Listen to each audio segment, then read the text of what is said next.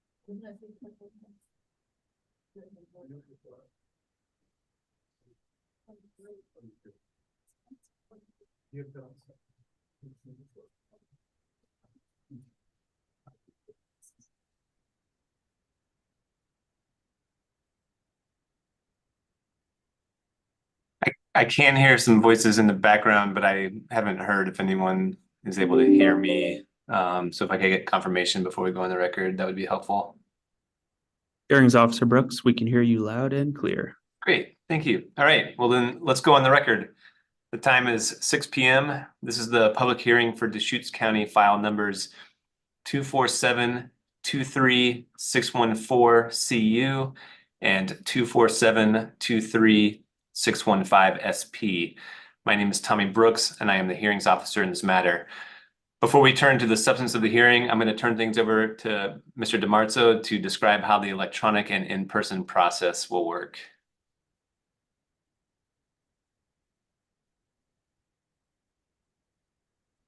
Good evening. For the record, my name is Dan DiMarzo, Assistant Planner with the Deschutes County Planning Division. The item before the hearings officer tonight is a request for a conditional use permit and site plan review for a psilocybin service center within the Juniper Preserve Destination Resort.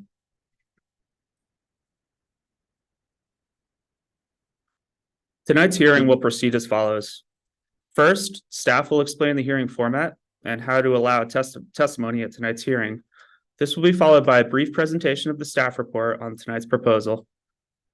The county has established time limits for testimony tonight as follows.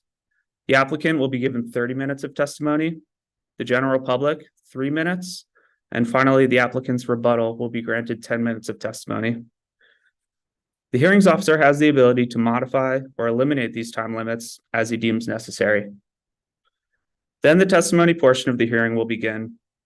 First, the applicant will present. Next, we'll call up those in support. Then those in opposition will testify, and anybody neutral to the applicant will testify last. Afterward, the applicant will be afforded an opportunity to present their rebuttal testimony. Finally, staff will be available for any closing comments.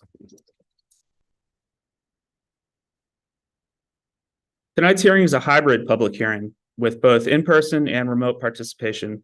Before starting your testimony, please clearly provide your first and last name as well as your mailing address.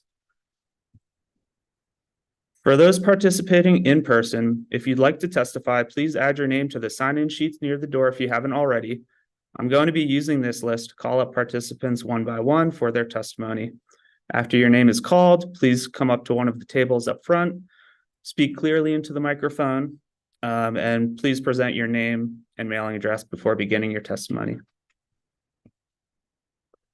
For those participating remotely, if you'd like to testify tonight, you first must be logged into Zoom or have called into Zoom using the dial-in option. When hearings officer Brooks asks if anybody attending remotely would like to testify, you're going to need to use the raise hand feature to notify staff. To do this, you will need to press the raise hand button within Zoom on your computer or smart device, or if you've called in, dial *9. In addition to oral testimony, if anybody has written testimony that they would like to submit tonight, please hand it to me in person. If you are in person, please submit that written testimony to me after your testimony. If you are participating remotely, please submit that testimony to me via email, dan.demarzo@deschutes.org. Hearings Officer Brooks and staff are responsible for conducting an orderly hearing tonight. Any testimony or behavior which is inappropriate will be addressed and may result of that member of the public being removed from tonight's hearing. Are there any objections to tonight's format? If you are attending remotely and have an objection, please use the raised hand function. Seeing none, I'll now turn the hearing back over to Hearings Officer Brooks.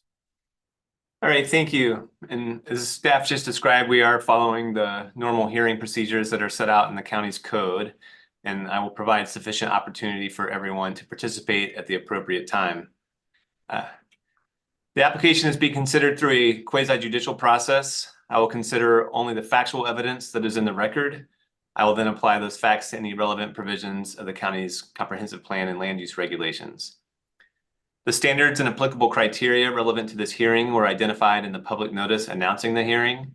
They are also set forth in the staff report.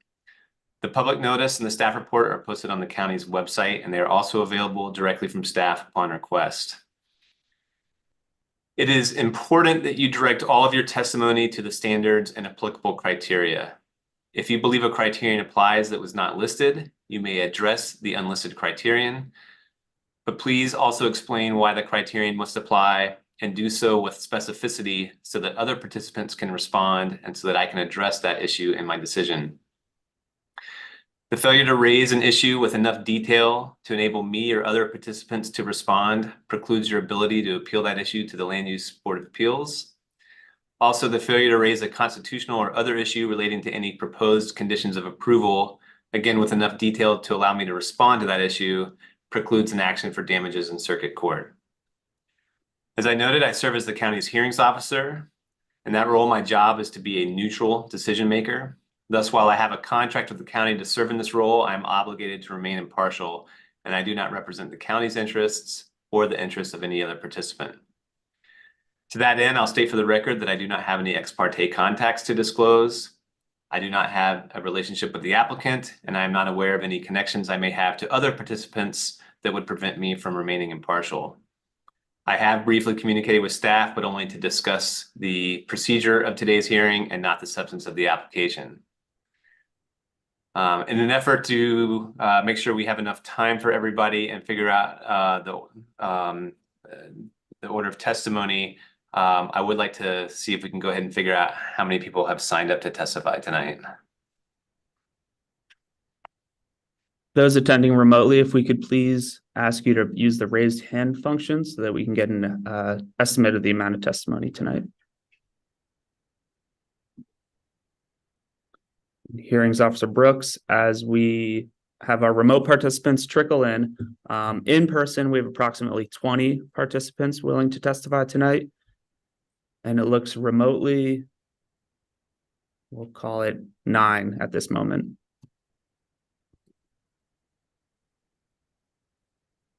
All right, thank you. So that is quite a few people who have signed up. So I want to reiterate one point, which is that your testimony really needs to address the criteria. It's okay to be generally in favor or opposed to the application, but the testimony that I have to incorporate into my decision is testimony that relates to the approval criteria. So if you feel like you're unable to address that, I think if you could just keep it short and say you oppose or are in favor of the application. Also, it's easy to, if you want to, refer to someone else's testimony and say that you support that as well. And hopefully we can get through everybody in a timely fashion.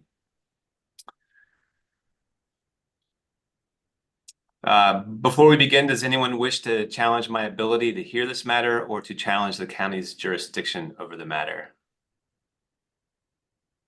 And if you had previously raised your hand to identify yourself for testimony, you're going to need to unclick your hand and then re-raise it to lodge an objection.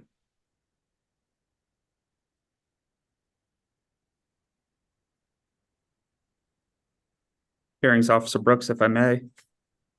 Yes. Not that anybody has raised their hand in objection to tonight's format, but there are approximately an additional 20 in-person participants willing to testify.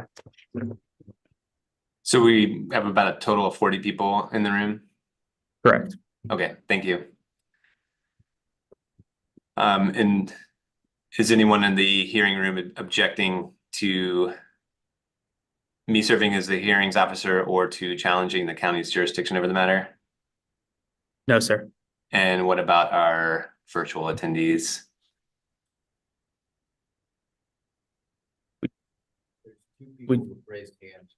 We do have 2 raised hands at the moment. However, it's unclear if they are leftovers from willing to testify. If we could have those who have their raised hands confirm that they're objecting to tonight's hearing, leave your hand raised. If not, please remove it. They've all been removed. Okay, thank you. So with that, I'll turn it back over to staff to deliver the staff report.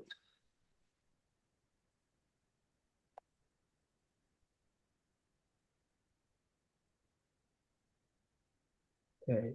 Thank you, Hearings Officer Brooks. I'll now present a brief summary of the staff report for tonight's proposal. The subject property is located at 23050 Nicholas Drive, Bend, Oregon 97701. The entire parcel is approximately 8.4 acres in size. However, for the purpose of this proposal, we will solely focus on the approximate 0.6 acre development site. The property currently supports an existing building. This building is proposed to be used as the Psilocybin Service Center. The property is accessed by Nicholas Drive from its west. The proposal is a request to establish a Psilocybin Service Center within an established destination resort. A Psilocybin Service Center is allowed as a conditional use in destination resorts, provided the applicant can meet the criteria of a conditional use permit and the applicable standards within the site plan review. It's important to note that county code states that for a lawfully established destination resort, the establishment of a psilocybin service center within an area approved for commercial services or specialty shops, which this area is, does not require modification of an approved conceptual master plan, CMP, or final master plan, FMP. The staff report in the record identifies a number of issue areas, which include, but are not limited to, the proposal's compatibility with existing resort uses and functions, specifically with respect to the proposal's site, design, and operating characteristics, the resort's existing access, which traverses federal and BLM land, the proposal's compliance with county code's site plan review criteria, specifically, is the application as submitted compliant with site plan review criteria, or if it's not, is it able to be compliant through conditions of approval? Staff asks that if conditioned, the hearings officer limits these conditions of approval related to site plan criteria to non-discretionary criteria. Additionally, the proposal's compliance with county code's parking criteria. Staff notes that the record identifies concerns with the proposal utilizing existing shared parking stalls within the resort's core area. However, to the extent that the applicant wishes to revise this site plan and instead incorporate all of the required parking onto the subject parcel, staff would like to put into the record that we do not believe a modification of the associated land use approvals with the core area parking are necessary. All record materials up to this point are published on the project website, which is shown on the slide. And finally, staff is available for any questions, the hearings officer. All right, thank you. I do have a few questions for staff, and I think it keys off of your the part of your comment about if there's going to be conditions of approval that they be non-discretionary in nature. I saw that request too in a letter.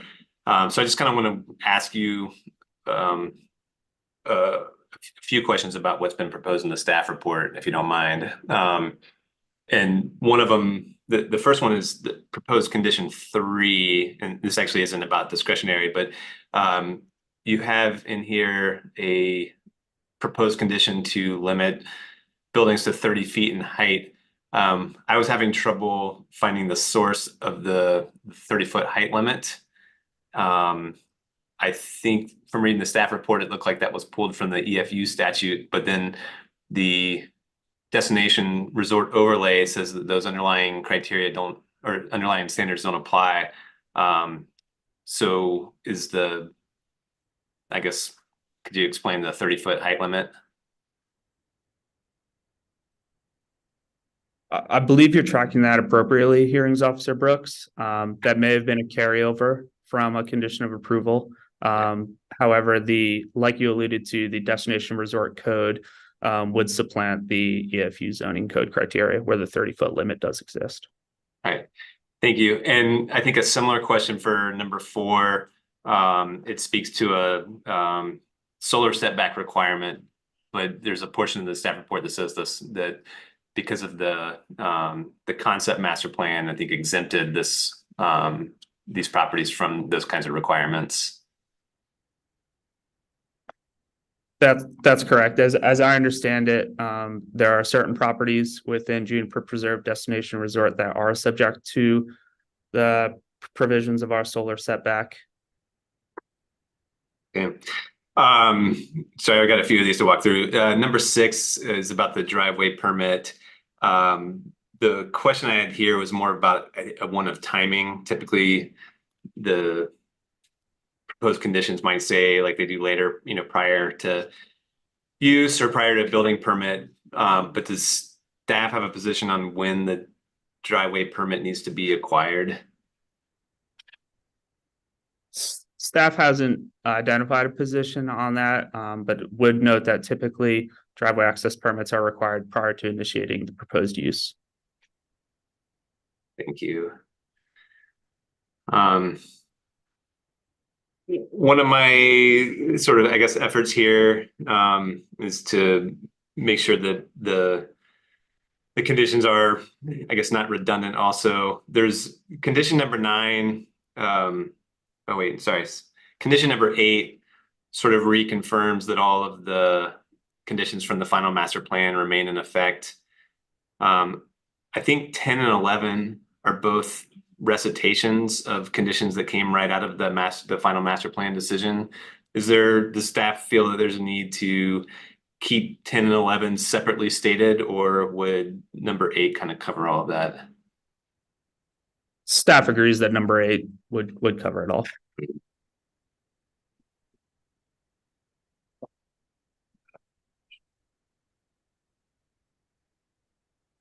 And then this I guess my last few to talk about gets to the comment about the discretion. So I'm looking at first at proposed condition number 16, and prior to the initiation of the use, demonstrating that the parking area's landscaping effectively screens the parking spaces.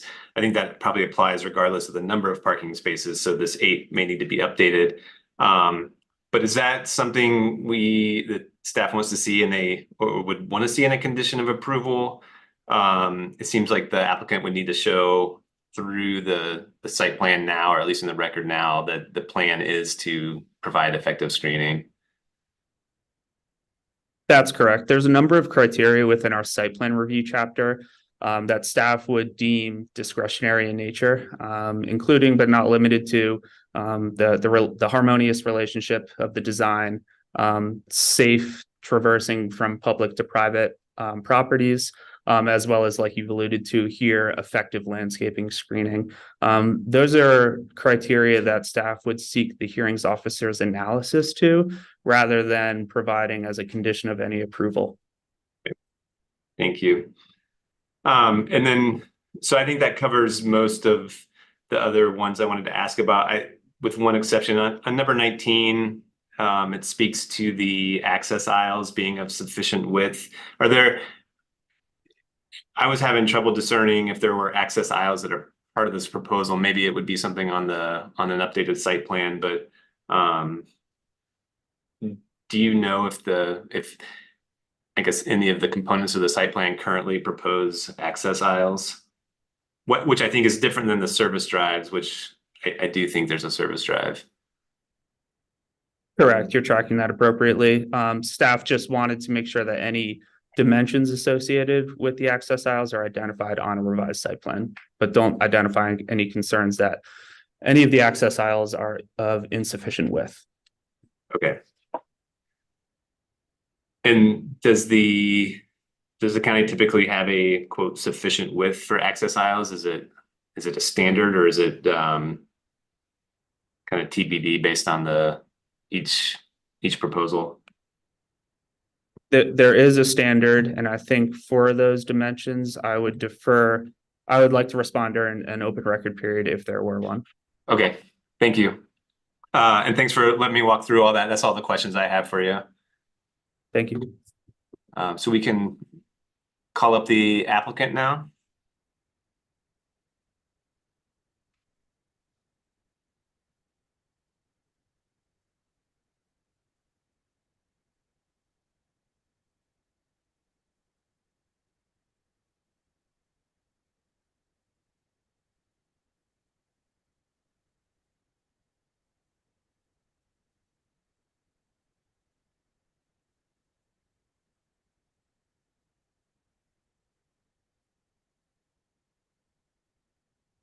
Good evening, Hearing Officer Brooks. My name is Corinne Selko. I'm with Emerge Law Group at 108 Northwest 9th Avenue, Suite 300, Portland 97209.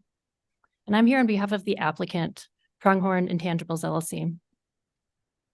I have here with me Melissa Sanchez, who's the wellness projector at the resort, and Bill Walsh, who's here on behalf of the resort ownership.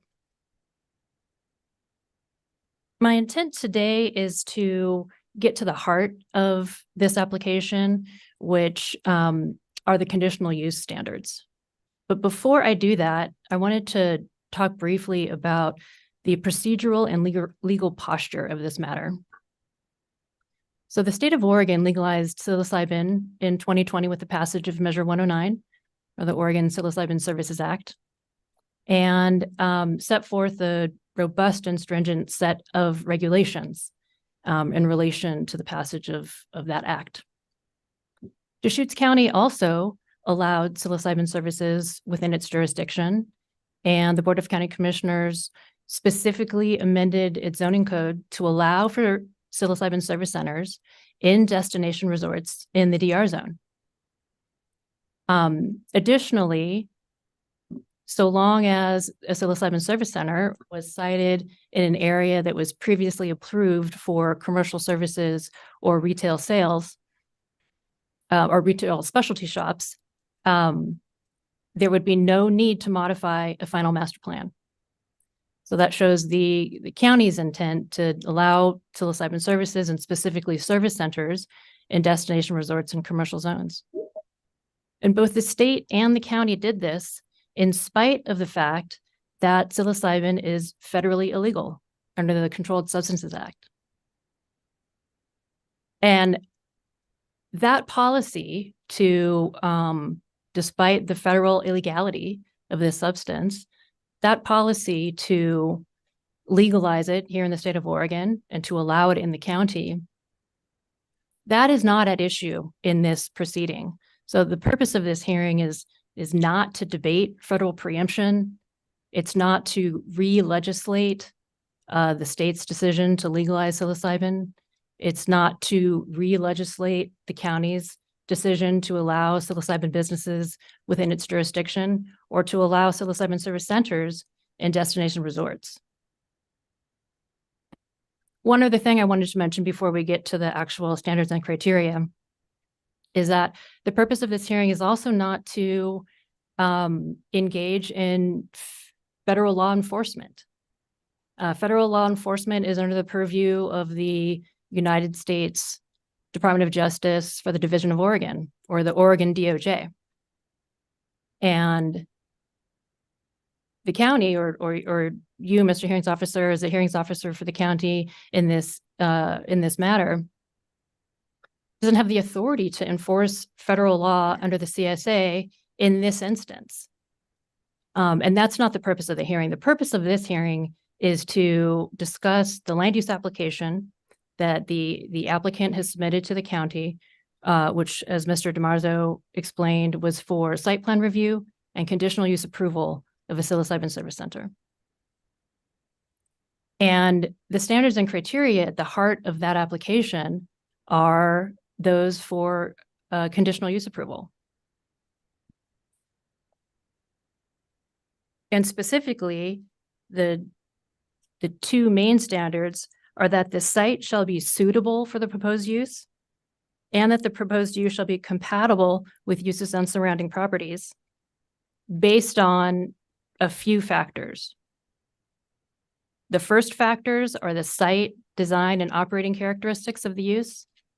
And the other factor is the adequacy of transportation access to the site. Those are the ones really at issue here. And let me talk first about the adequacy of transportation access to the site. There were several public comments that were made talking about the main access to the Juniper Preserve Resort being over BLM land. And that involves both an easement over that land as well as a BLM right-of-way grant. And as I understand it, the two arguments from the public opposition comments are that, again, that it's illegal to transport psilocybin over federal land. It's the federal illegality.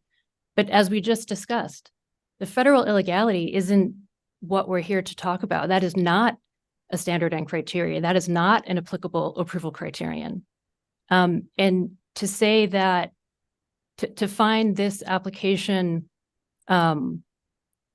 would result in denial of this application based solely on the fact that transportation of psilocybin is illegal over federal land would be to say that this service center can't exist at the site because psilocybin is federally illegal. We already know that. The Oregon DOJ knows that. The Oregon DOJ has known that since prior to 2020 when this ballot initiative started. And Measure 109, the Oregon Psilocybin Services Program, this program has been up and running for over a year. And to my knowledge, there's been no federal enforcement of state legal psilocybin businesses. Just like there has been no, to my knowledge, federal enforcement of state legal marijuana businesses once cannabis was legalized in Oregon. This is not just inaction on the part of the Oregon DOJ. This is a conscious decision to not act under these circumstances. But getting back to the main access to the resort,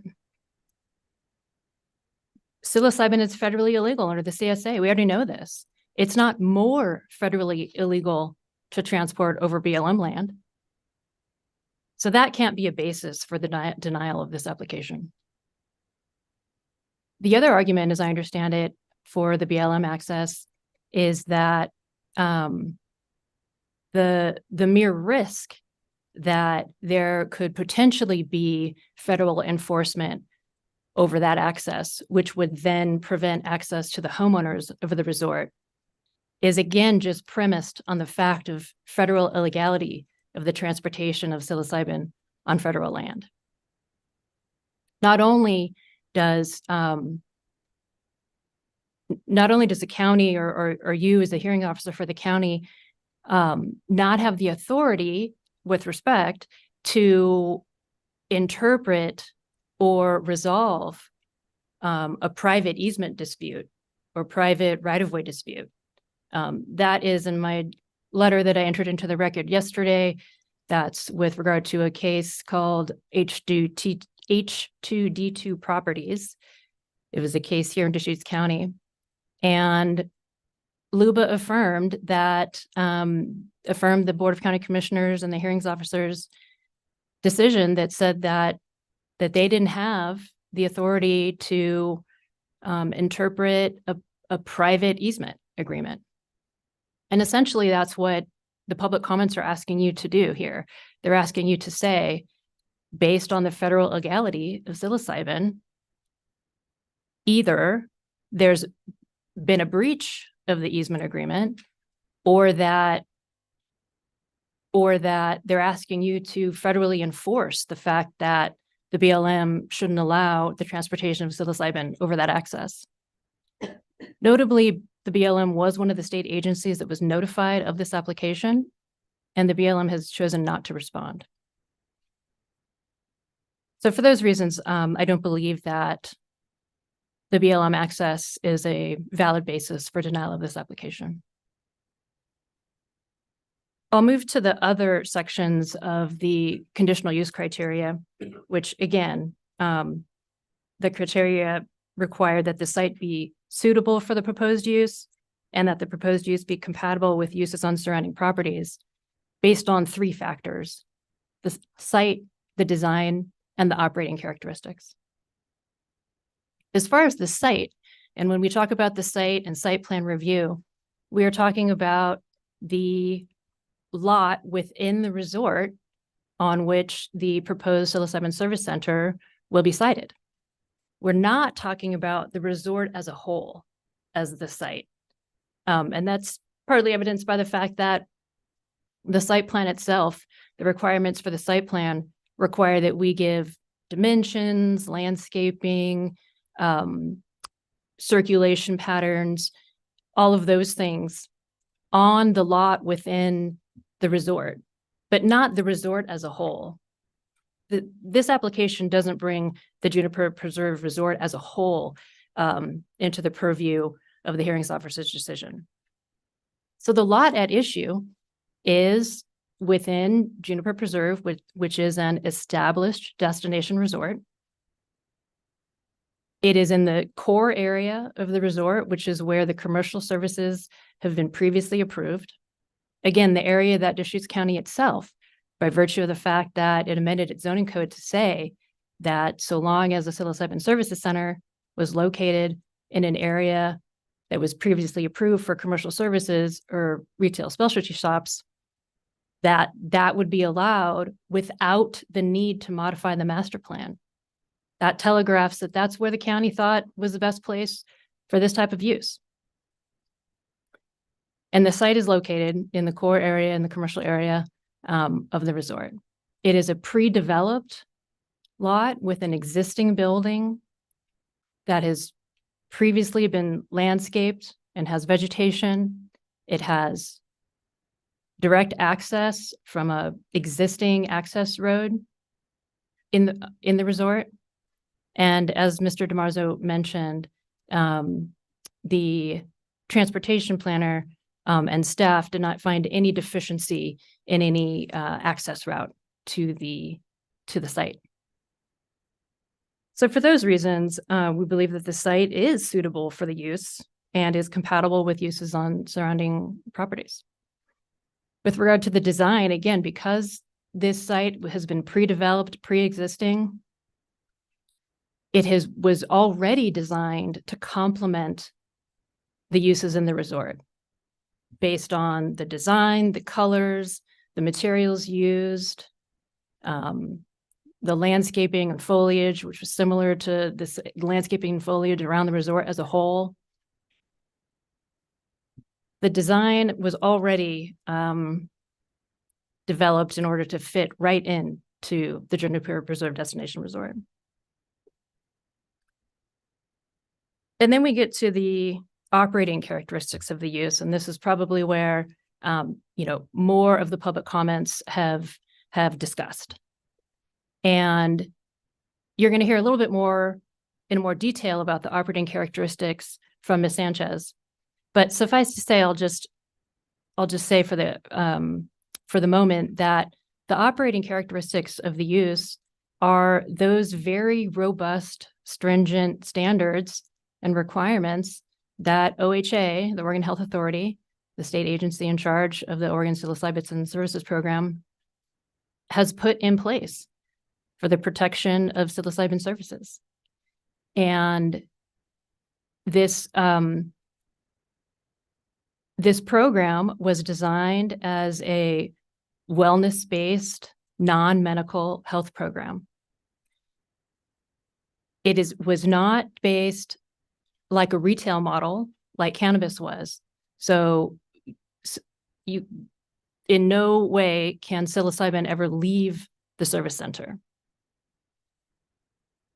The model was built such that all of the entire process of purchasing, consuming, and experiencing the effects of psilocybin must take place on the licensed premises. So there'd be no chance that somebody could be taking psilocybin and leave and experience the effects of psilocybin outside of the licensed premises. And you can't just leave the licensed premises at any time you want either. OHA has prescribed certain minimum durations depending on the dosage of psilocybin. And so once a client has purchased, consumed, and is experiencing the effects of psilocybin, they have to stay on the licensed premises for that minimum duration prescribed by OHA. Additionally, they can't leave until the facilitator that they're working with deems it safe for them to do so. And only may they leave in line with the transportation plan that the client and the facilitator had worked out prior to the session starting, which is a plan that would be specific to that client and how that they would safely leave after the session was over. So in a nutshell, those operating characteristics, which are largely prescribed by the OHA, make it so that a client experiencing the effects of psilocybin would not encounter, would not engage with anybody outside of the licensed premises. All of this, the strict security requirements of the OHA also make it so that any psilocybin wouldn't leave the center and get into the hands of folks who are not a client who went through the whole process and purchased, consumed, and experienced the effects of psilocybin on site. So to give you a little bit more detail on the operating characteristics of a service center, I'd like to turn it over to Ms. Sanchez to explain that for you a little bit better. Thank you. Good evening, Hearing Officer Brooks and members of the public. My name is Melissa Sanchez, and I am the Wellness Projector at Juniper Preserve. I oversee the development of the Juniper Institute, which will house the license for psilocybin services if we are successful in obtaining one. For the past several years, the Resort Group, as the ownership company of Juniper Preserve, has been diligently evaluating the safety, feasibility, and alignment of a psilocybin license at the destination resort known as Juniper Preserve.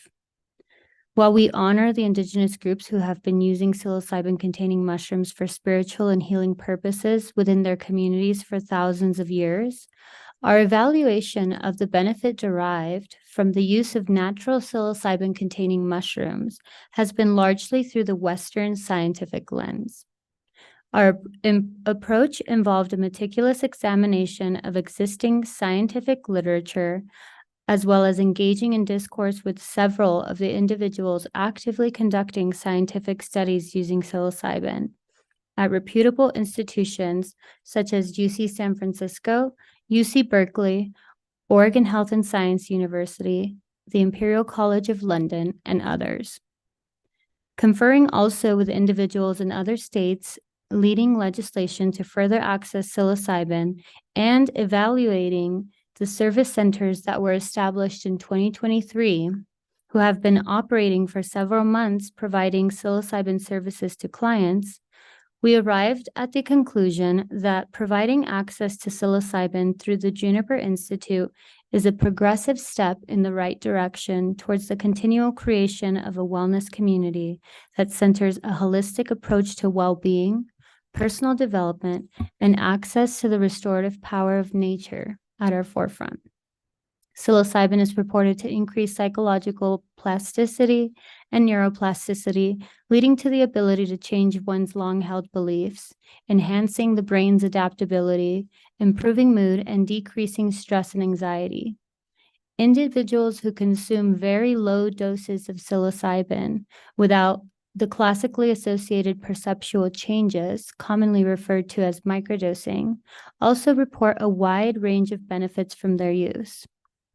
We believe that appropriate doses of psilocybin are complementary to our serene and natural environment of Juniper Preserve and will be an enhancement to our current wellness programming and offerings, such as intention-based retreats, corporate retreats, and the experience of golf enthusiasts who visit the property. Juniper Preserve was featured in a recently published Golf Digest article where several PGA professionals publicly admit to their use of psilocybin. The resurgence of a current PGA player is credited to the use of psilocybin microdosing. He states, "It allows me to get a deep breath on the course that I haven't been able to get in years." Later today, we will hear from a PGA pro about his transformative positive results, not only on the course, but more importantly, in overcoming matters of trauma and depression through the use of psilocybin. We will also hear from Dr. Robin Carhart Harris, a globally recognized leader of the science of psilocybin. We aim to work with Robin and his lab at UCSF to expand the scientific research available on the benefits of microdosing as they relate to the game of golf. An endeavor we've received a lot of positive feedback on from golf enthusiasts across the country. Applying for a license through the Juniper Institute addresses a major gap in availability of retreat experiences in a nature-based environment. Currently, there are no locations that exist with a psilocybin service center license and overnight stay capabilities within Deschutes County or within the entire state of Oregon. Most are located in urban settings, and people are forced to be shuttled in and out of these locations, disrupting the experience and negating clients from access to nature, which is largely considered the best set and setting for a psilocybin experience. Our focus for the operations of the Juniper Institute are primarily based on safety and ensuring a client has the best possible outcome. We are experts in interdepartmental coordination to ensure that even if we're operating a wedding at the same time as a retreat, with proper preparation, we're always able to ensure the sanctity of each experience at Juniper Preserve. That will be no different with any programming at the Institute. We will require an initial pre-screening evaluation for individuals who are desiring to enroll in a psilocybin experience. If they meet those requirements, then they can go ahead and enroll into an appropriate experience provided at the Juniper Institute. After their initial screening, before they arrive at the property, once they're already enrolled into this approved experience, clients have to complete a mandatory preparation session as set out by OHA, a minimum of 24 hours before their administration with a designated facilitator.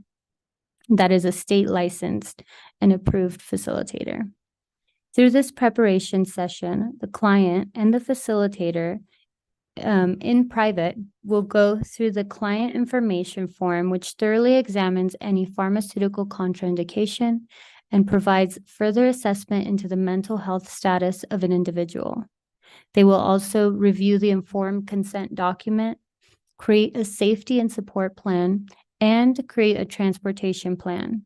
The transportation plan is mandated to be established and reviewed regardless of their stay on the property.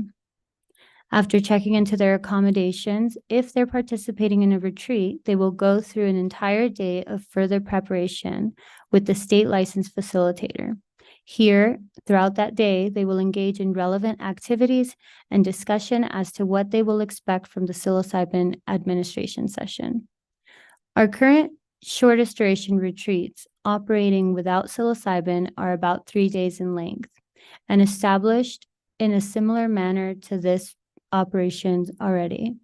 First day is focused on grounding, the second day can be more activating, and the third is focused on integrating that experience. Similarly, with the addition of the Juniper Institute, you can imagine there will be a segment during their stay where they will go to the service center and under state licensed facilitated supervision, consume their dose while remaining on licensed premises for the duration of their experience.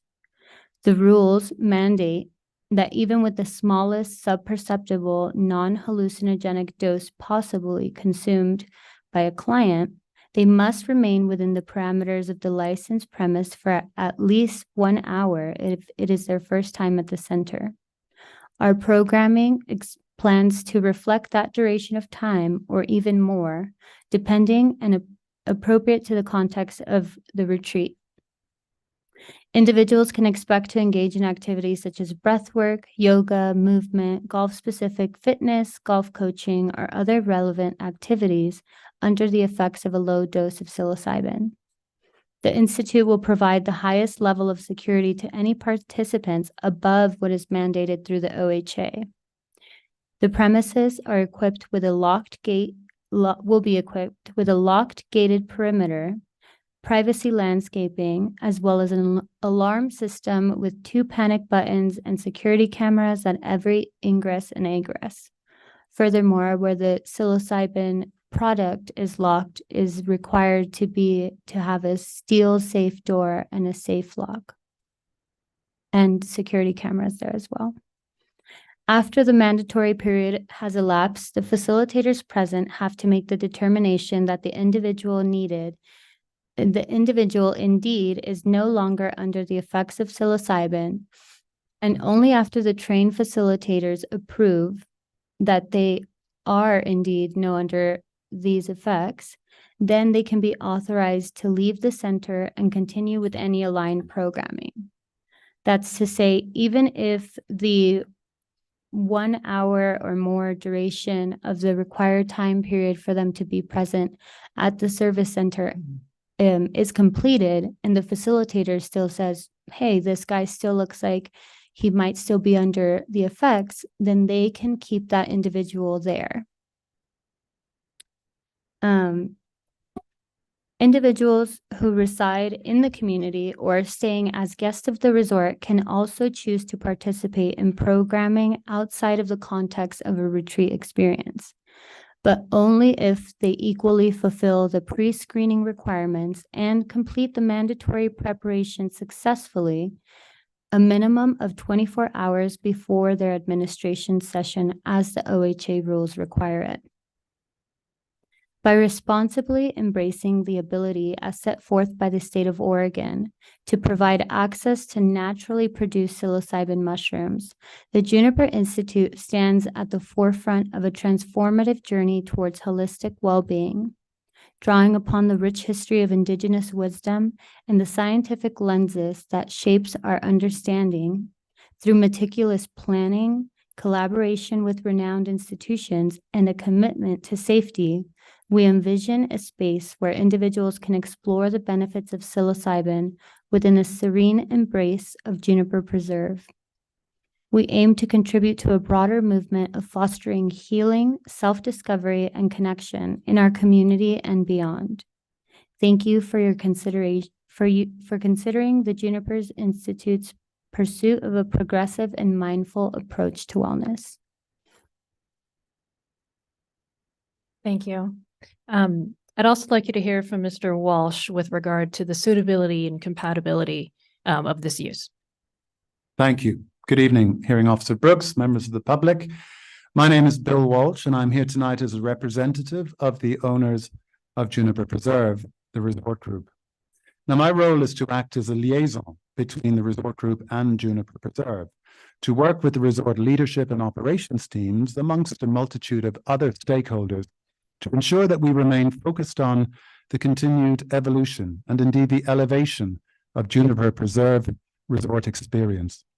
In addition to focusing on the more traditional components of a resort experience, guest service, accommodation, food and beverage, golf, etc., we're focused on introducing new and relevant resort amenities, in particular those that will place Juniper Preserve at the forefront of the delivery of a modern interpretation of luxury hospitality and wellness. Please allow me briefly to share a little bit about myself, my career, and my experiences. I've been in the luxury hospitality industry for more than 30 years.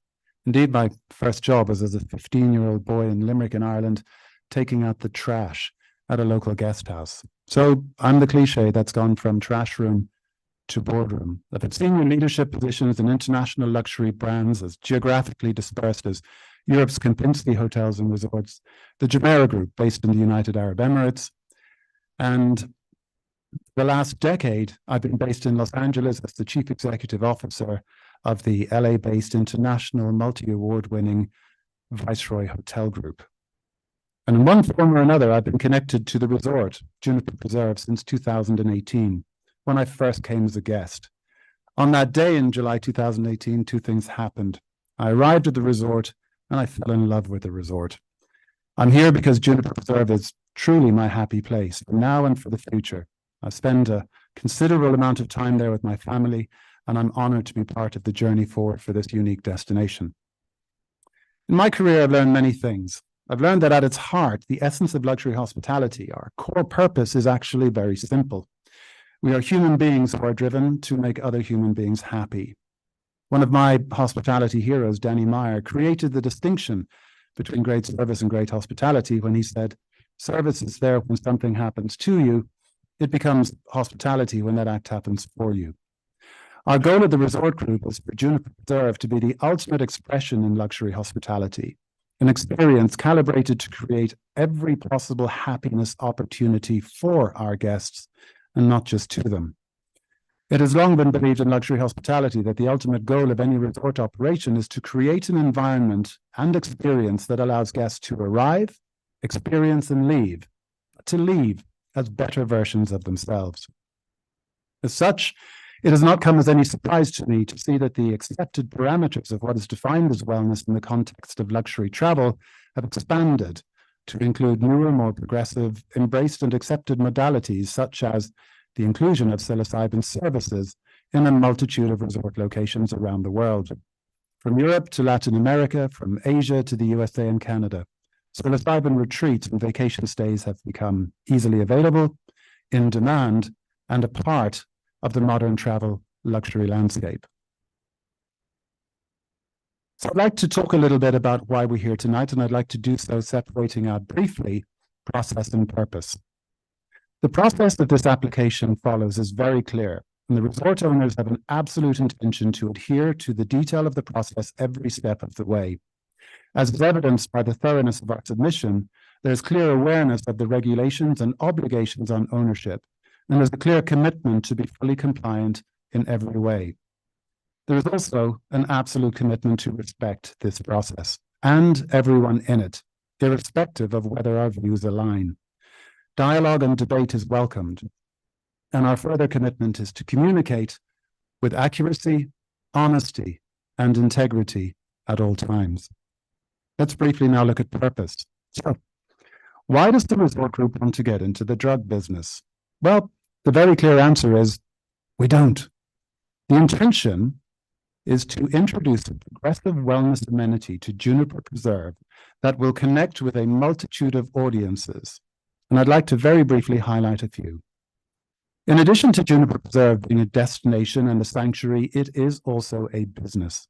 And like any business, it must know who its customers are, where they are, and what they want. In addition to leisure guests, Juniper Preserve also relies heavily on the corporate market, in particular for meetings, groups, and offsites. And there is clear demand from some of our key source markets to be able to hold meetings and events in resort locations that offer wellness opportunities that will enrich personal performance, creativity, and planning. In the Bay Area alone, there are a multitude of companies whose founders and leaders are positive advocates of the use of psilocybin in business, and we believe that Juniper Preserve will be extremely attractive to this community should they incorporate this modality in a structured and controlled offsite environment. As was mentioned earlier, there's been an explosion in the demand for guided psilocybin retreats in luxury resort locations, and Juniper Preserve will be amongst the first in our region to be able to provide this service combined with world-class on-site accommodation, dining, spa, and sports. And finally, golf. Pronghorn Golf Club is and will remain central to the Juniper Preserve offering. What has become very clear in recent times is that psilocybin has become a widely used and very accepted part of the PGA Tour golfers' performance programming. At Juniper Preserve, Pronghorn Golf has always made the effort to make sure that our passionate amateurs have the same opportunities to achieve peak performance as their tour heroes. When we think about the evolution of golf playing landscape, Professionals play golf on great courses, and amateurs wanted to do the same and came to places like Pronghorn. Then the professionals got even better by having on-site world-class coaching.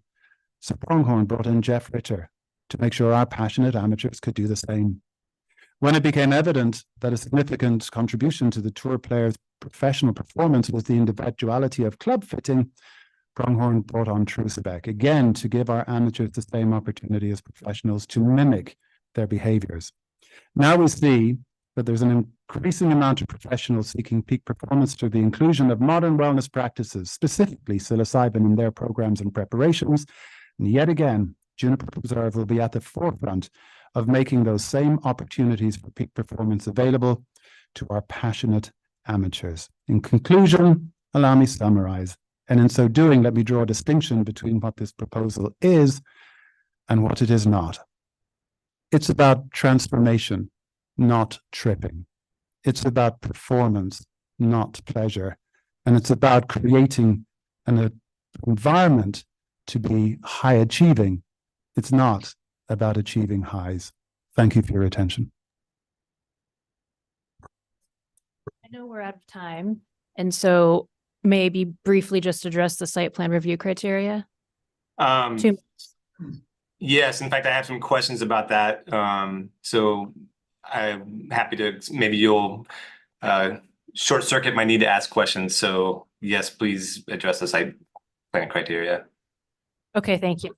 So just to wrap this up, on the criterion about site design, operating characteristics, and adequacy of transportation access.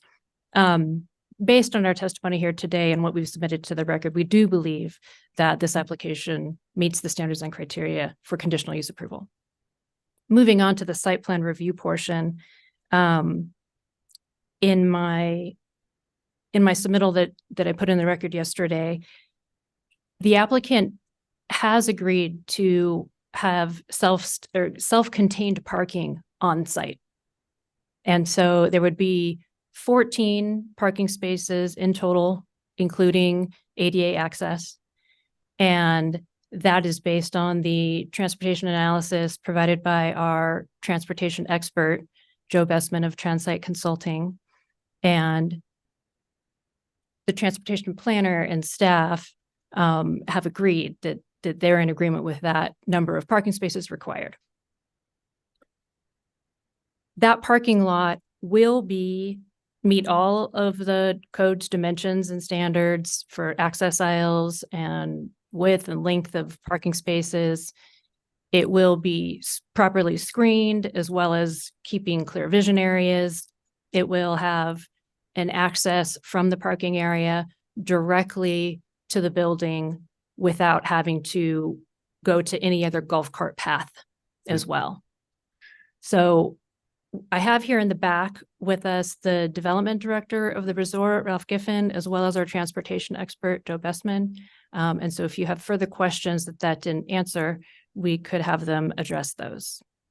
Thank you. I think my question, I saw your submittal yesterday that had the 14 parking places. And it sounded like from that submittal, you will have an updated site plan that reflects that, or is that something you've already submitted? We will have that.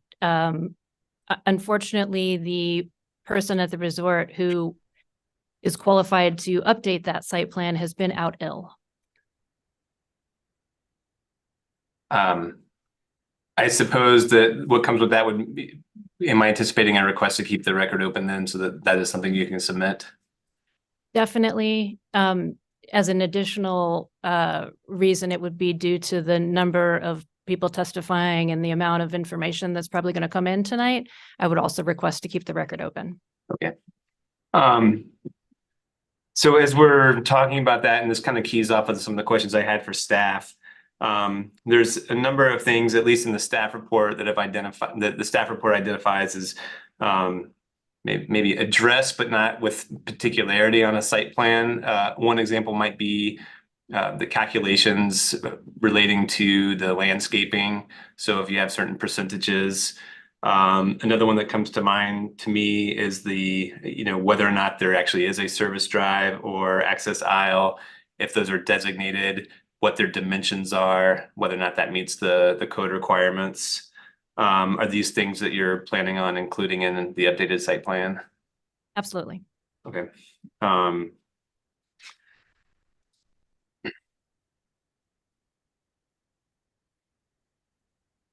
Another question I have for you, it was sort of wasn't clear to me in the record, but it's sort of the status of the existing building. And the question was, I think I saw references to it was maybe permitted, it wasn't permitted, maybe it was temporary.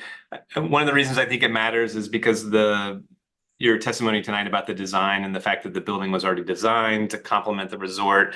But I also saw reference that maybe that was just a temporary building. So I don't know if that necessarily means it was designed with any particular intent. So can you tell me what the status of the building permit is on the existing building? Sure. As I understand it, their building permits were obtained for that building. Granted, it was to be temporary, but it has served as a golf pro building, pro shop building, as well as a retail sales building. And so building permits were obtained. Yes, the building was meant to be temporary, but not like 3 months temporary or 6 months temporary. I think it was up to at least 18 months. And so that building had a foundation, had all those things, and the resort, temporary or not, still wanted to keep the materials and the design, the look and the feel of it to complement the developed nature of the resort. So it was designed intentionally and with the intent of keeping it with the design elements of the resort. And we intend to now permit the building as a permanent building. Okay, thank you for that clarification. Another question, this is just something I tend to ask a lot of applicants. There's a lot of proposed conditions of approval in here.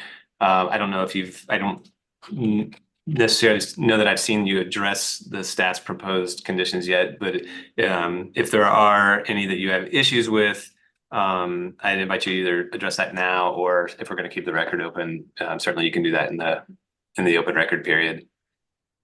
Sure. I'd like another chance to really take a good look, and we'll address it certainly in the open record period. But I will say that upon looking at those conditions at first, there were no conditions that were objectionable, and we do fully intend to be able to abide by all of the requirements of the code in terms of dimensional standards and other code criteria.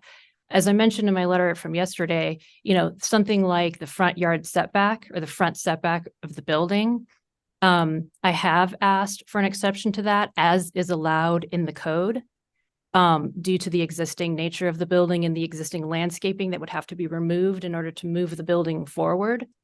But other than something that we've asked for that's allowed by code, we do not anticipate, asking for any variances or anything like that. And sorry, that did just remind me. So the request to, I guess, extend the setback or where the building can occur, was that in your most recent submittal? Correct. Okay. Yes. All right. I don't think I have any other questions for the applicant at this point. You'll of course be able to come back up for rebuttal. I think at that time, I'll probably be asking you for a proposal for how much time to keep the record open. That's usually something I'd like to have you have given some thought to, but we can address that at the end. Sure. Thank you. Thank you. Thank you. Mr. DiMarzo, we can move to people who have signed up to testify in support of the application. I wonder if you're able to tell me how many of the 40 or so individuals are signed up for that.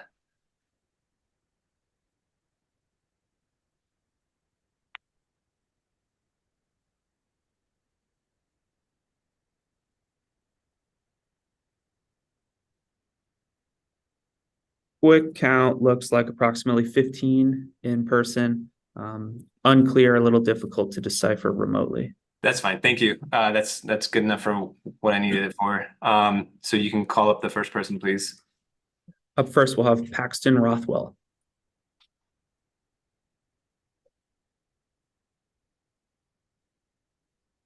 Good afternoon or good evening, Hearing Officer Brooks. My name is Paxton Rothwell. For the record, my address is 299 Northwest Stat Street, Bend, Oregon.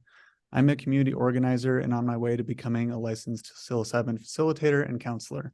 Fully support Juniper Preserve in its efforts to obtain a land use compatibility statement for the purpose of establishing a psilocybin service center. I believe society benefits the most when people have readily available access to tools that can help them move past blocks in their lives. Psilocybin-assisted therapy can be an important tool to folks who need it. It's been proven in many studies that just one facilitated experience with psilocybin can have a profound effect in helping someone overcome treatment-resistant depression, fear associated with a terminal illness, or begin on the road to recovery from substance abuse. Many of us have a natural resistance to change, but change is the only constant in this life. Our bodies are changing minute to minute. Water is changing the landscape of the riverbeds and canyons year after year, and our thoughts and minds can change too if we have the tools to allow them to do so. Too often people get stuck in routines that are either harmful to themselves or to those around them. Think of substance abuse or joylessly scrolling on social media or negative self-talk telling you that you are not good enough or strong enough. These routines stick around like cross-country skis tracks in snow. Your mind follows the path of least resistance. Psilocybin-containing mushrooms have the effect of letting a new layer of snow fall, filling in the ruts. After a psilocybin journey, the real work begins, integrating the experience and building new routines for a more positive lifestyle. We are collectively facing a myriad of crises, from mental health to political to vision to climate change. Our human world is swerving out of control the way I see it. We've tried to ignore the problems, we've tried to medicate the problems away, and we've tried to outsource them too. But our collective problems can only be fixed if we face them. Psilocybin is a great tool to help people face their problems individually. And when people face their own stuff, we as a collective can more easily face ours together. Change is inevitable. Much of the written testimony in opposition I've reviewed spoke against the service center because of an imposing political viewpoint, not because it doesn't meet the criteria for land use approval. Many service centers within Bend have a complementary land use within the context around them.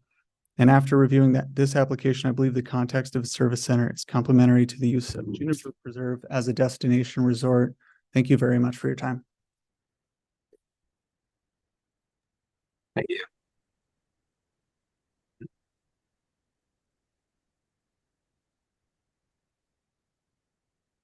Up next, we'll have Angelica Laskar.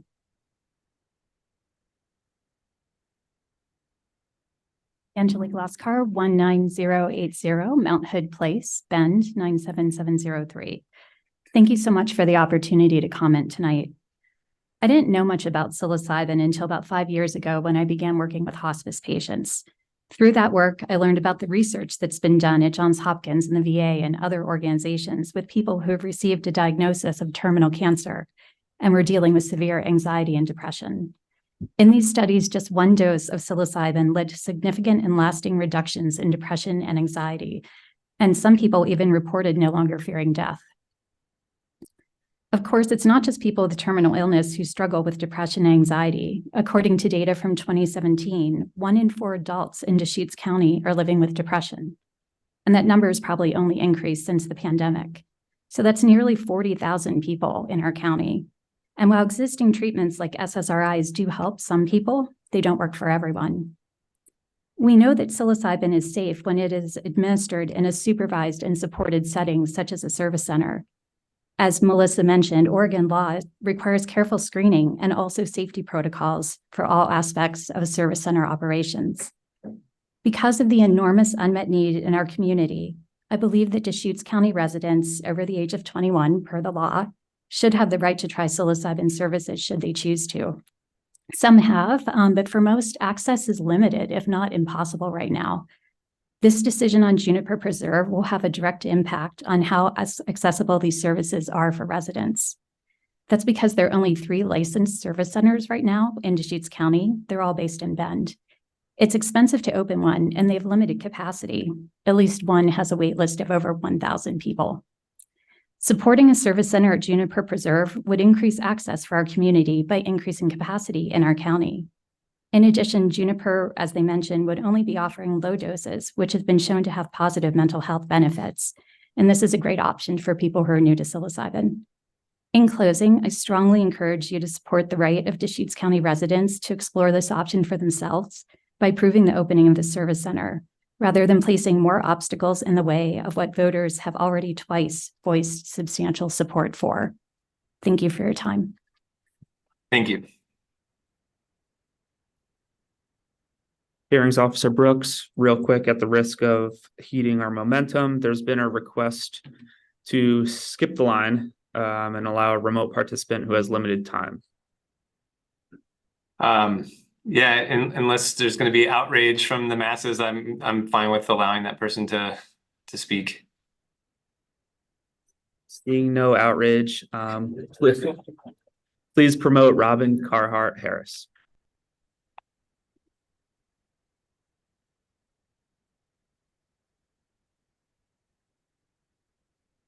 Good evening, ladies and gentlemen. Trusting you can hear me. Thank you very much for this opportunity to contribute. Thank you for not being outraged. So I'm a professor of neurology at the University of California, San Francisco. I've been focusing my research on the human brain action and clinical trial research with psychedelic compounds for about 15 years. I got my PhD in the UK in 2009.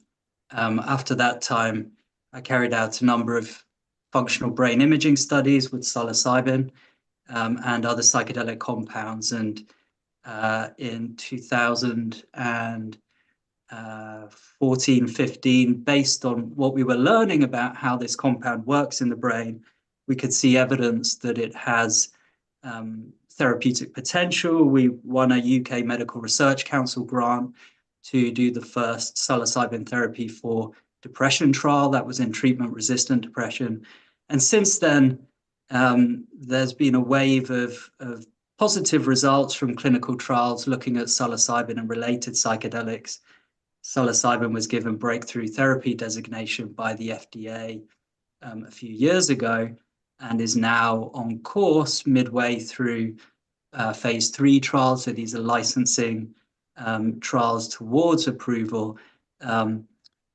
That's underway presently with a forecast of around 2026, where there could be federal approval for psilocybin as a licensed medical intervention, first for depression, but a number of other indications are being looked at. So personally, I've been involved in leading 2 clinical trials with psilocybin therapy in depression, also helping design the work that's gone on to be the phase 3 trial. And more recently, also doing trials with psilocybin therapy for anorexia and chronic pain disorders. Now, that's a lot of the clinical work, but we've also been doing studies in healthy volunteers, looking at well-being and seeing improvements there. I've also been studying the risks and harms, and so I've got a good sense of those. It's through surveying the literature, being involved in the research, that I was able to feel confident about backing 109. It's a regulated procedure, and weighing things up, I think the safety to benefit ratio very firmly favors benefit when it comes to psilocybin done in the right way. So thank you for having me on, and I hope that's useful. Thank you. Okay, up next in person, we'll have Eric Inman.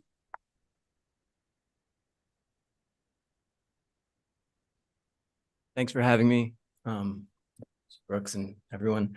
I have a little different take on this. I have a master's degree in intercultural and psychological studies with a certificate in eco-psychology. I have background in wilderness therapy, and I've been in the mental health world for a while now, including residential therapy and indoor treatments. And the relationship that man has with the world, people have with the world, kind of how it affects people and how we affect it, that in and out relationship has a big effect on mental health. And so do the powerful effects of psilocybin. And combining the two can be a really powerful experience. I currently run an outdoor experience company called Evolve Wild, and it offers multi-day experiences for nature connection. I'm also a facilitator, about to be licensed, soon to be licensed facilitator, and working with somewhere like Juniper Preserve to have a nature-based experience with psilocybin, along with an integration experience somewhere in nature beforehand, and then or a preparation experience beforehand in nature, and then an integration experience afterwards. I am in the process of acquiring a overnight rafting permit for the North Umpqua River. So something like Juniper Preserve would fit great in there because it's the closest area to the North Umpqua. It would, really provide a powerful experience for clients, facilitators, everyone involved, and I think it would have bigger ramifications. Thank you. Thank you. Kate Ritter.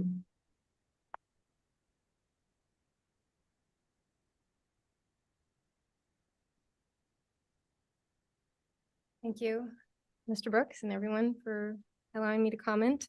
My name's Kate Ritter. I'm 61122 Montrose Pass Street here in Bend, 97702.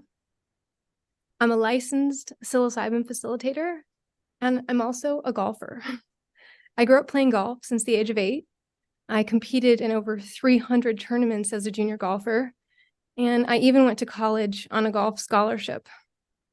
So I know the ins and outs of the game. And I'm also a licensed psilocybin facilitator. And I see the tremendous potential of Juniper Preserve opening a service center on property. First, even though I know it's already been mentioned, I want to reiterate again that this is not the same as the 60s. The therapeutic use of psilocybin with a licensed facilitator and a licensed service center is very different than taking mushrooms recreationally. I've experienced and witnessed profound shifts in health, well-being, and just overall enjoyment and quality of life from the therapeutic psilocybin use. I truly believe in this work, and there are few places in Deschutes County that offer a better location. Juniper's beautiful nature-based environment allows guests to stay and dine on property, which is ideal for creating a truly healing experience. Having a psilocybin service center at Juniper Preserve could benefit and strengthen our local community and support our overall mental health and well-being, as so many before me have already addressed. This is an opportunity for us to not only change lives, but save lives. Thank you so much for your time and your consideration. Thank you. Victoria Lehren.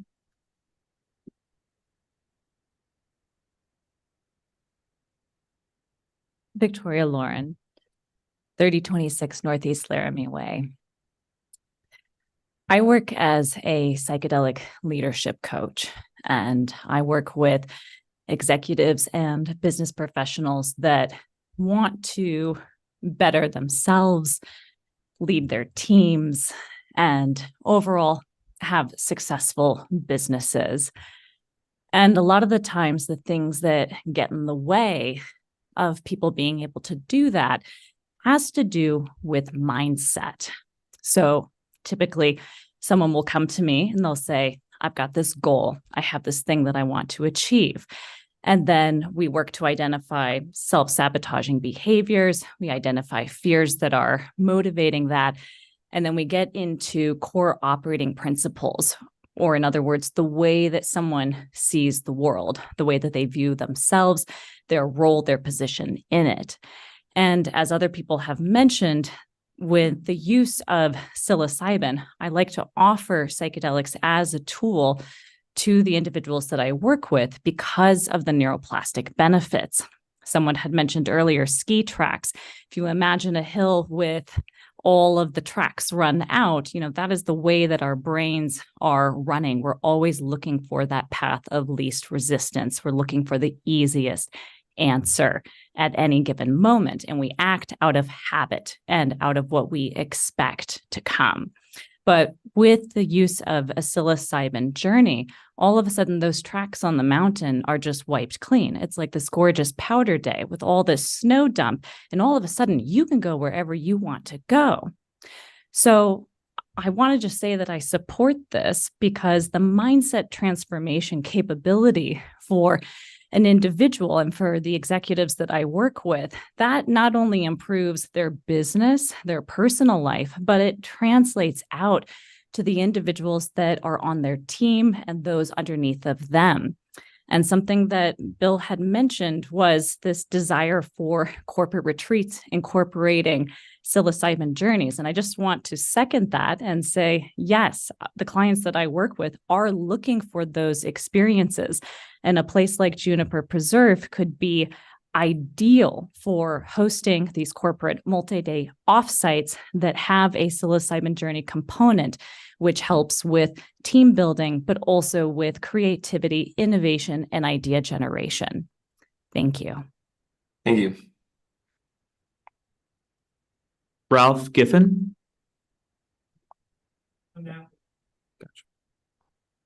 Up next, we'll have Brad Piper.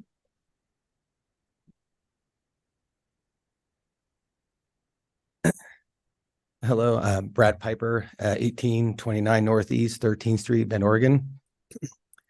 I'm a father of three beautiful children. Two are here with me here tonight, and I've been a retired firefighter after 25 years. I suffered from some sort of trauma most of my life. My dad was a doctor. My mother was a high school teacher, but they were both high-functioning alcoholics.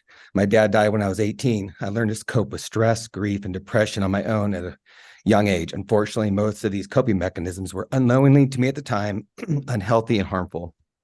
I eventually graduated college, found the fire service, got married, had children, and had a great career. But I was subjected to repetitive trauma for the next 25 years. I used destructive coping skills to soothe myself my entire life: alcohol, drugs, spending, and denial. I frequently used talk therapy, but it never lasted. I used antidepressants. They numbed but didn't fix the problem. Then in January 2020, my wife finally, and rightfully so, had enough and filed for divorce. I feel my children would have done the same if they had the choice. Then 2 weeks after my mother died from a traumatic alcohol-related accident, 2 months after that, the lockdown hit. I spiraled into depression, lost 25 pounds, couldn't work, thought of ending my life. I was put on 3 different antidepressants, eventually able to get back to work. One day, a friend had offered me mushrooms. I thought, hey, maybe this is a temporary escape for me, for my problems. It ended up being an escape from my denial. A light went on. I was awakened to my faults of my marriage, which I had denied to acknowledge at that point. I was awakened to what destructive coping mechanisms I had been using my entire life. The next day, I stopped all 3 antidepressants and was advised against, but I knew in my heart I would be okay, and I was. I became instantly fascinated with the psilocybin and what had happened with me. I ended up, people have said that one psilocybin experience can be as effective as 1,000 hours of talk therapy. I disagree. It's truly incomparable. It's much more. I moved to Oregon 2 years later, not knowing at the time psilocybin therapy was becoming legal.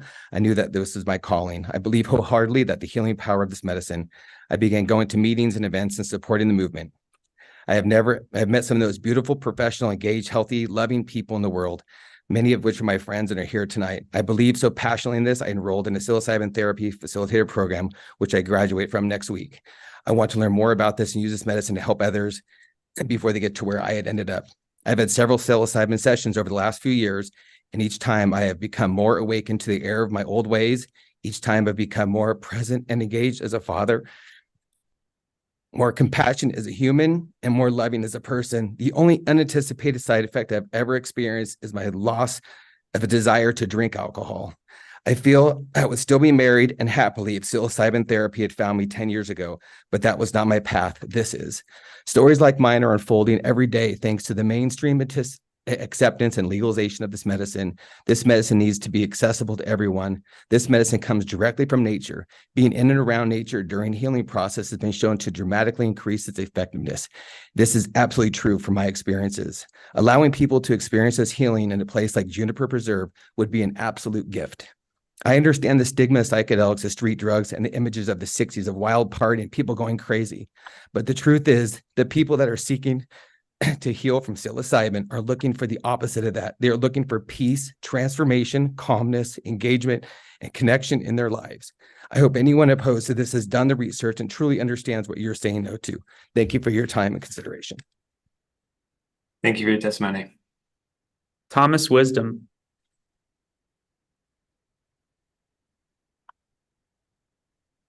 Good evening, Hearing Officer Brooks. My name is Thomas Wisdom. My address is 23360 Bear Creek Road. I come here tonight as a landowner, an agricultural business owner, a Marine Corps combat veteran, and someone who is healed through the use of psychedelic medicines. I'm also a facilitator in training under the OHA standards. As a rural landowner, I'm very conscious of land use issues.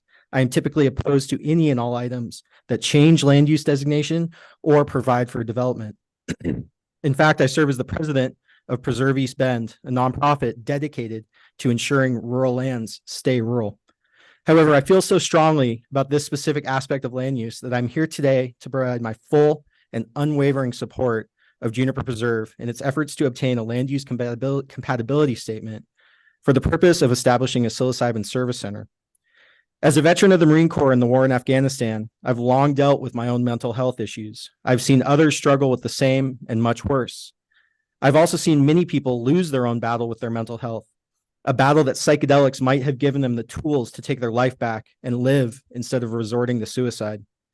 Additionally, I am not and never have been a recreational or illicit drug user. These substances are not illicit drugs, they are medicines.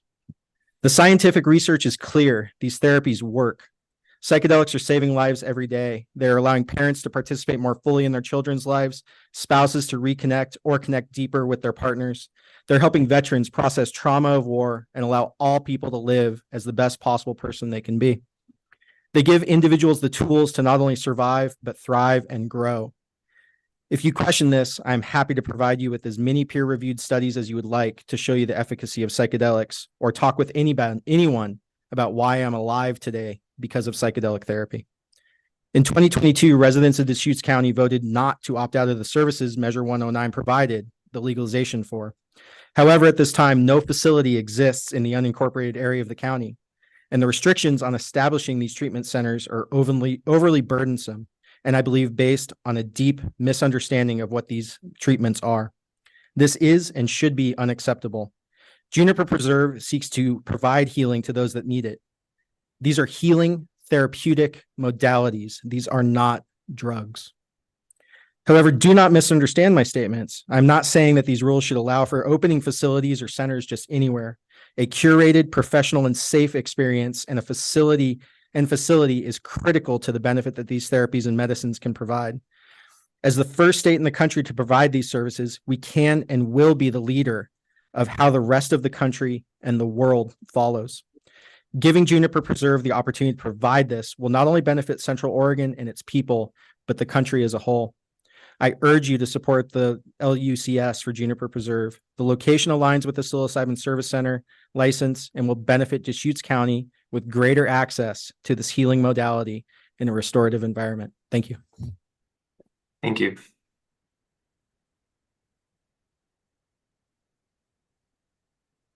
John Paul Crow.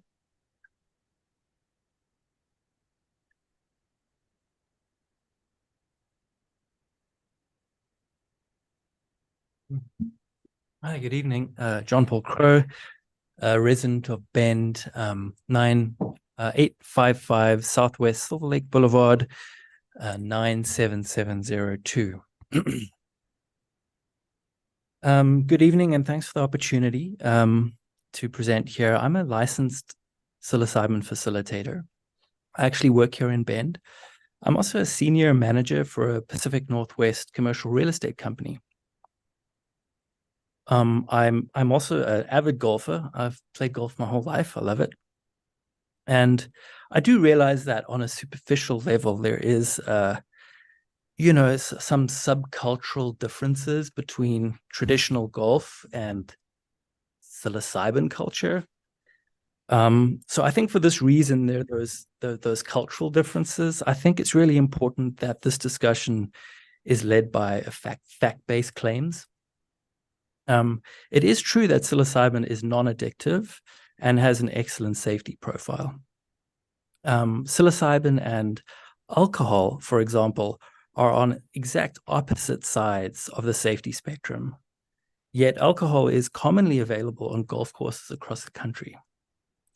So it's not really about psilocybin's safety profile that's an issue here.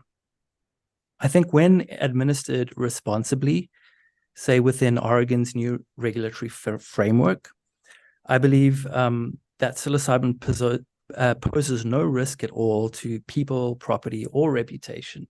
I think quite the contrary.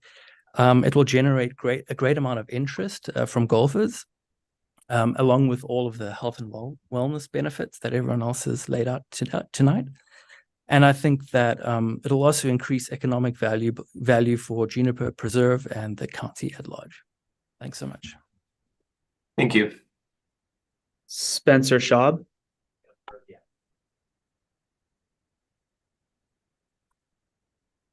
Jessica Carroll.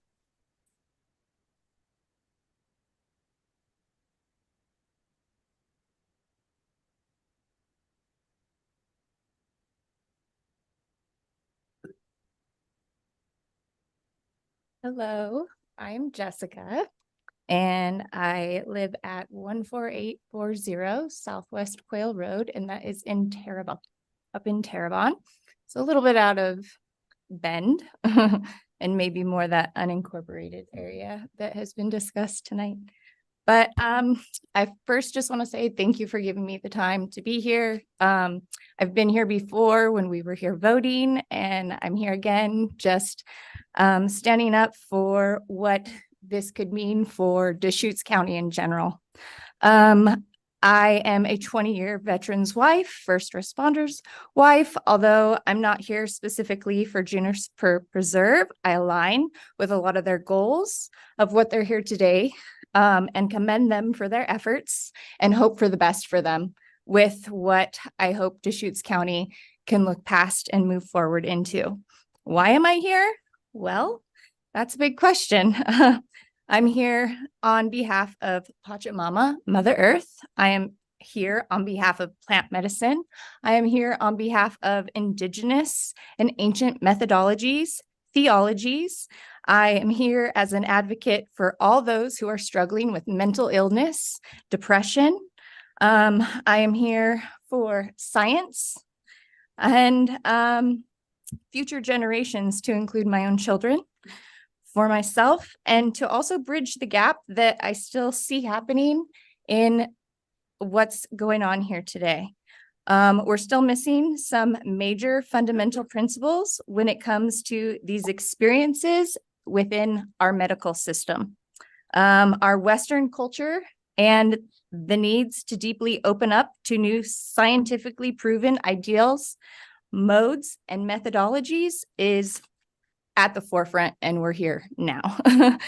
There's like so much science to be backing this up, as you've heard from other people here today. And it's across different scientific studies. It's just not in psychology or neurology. It's in sociology. It's in theology that are coming forward. It's in herbology. It's in our quantum physics. All of those reasons, in conscious and unconscious ways, we're here and we're exploring. I'm also here because I know that we have appointed specific people to help us be leaders in our community, and I am offering suggestions to them. I am also an entrepreneur and a businesswoman who is looking to invest in this community with my money, my tax dollars, to give back to the community in ways that Juniper Preserve is also trying to do. And I'm here watching to see how you guys choose to show up as those leaders. How are you guys choosing to move forward in what your community is coming here and showing you today? As you see, this is more people that was here than when we voted, and I'm really glad that it's caught on and the wave is coming. Let me just look at my notes. Thank you. So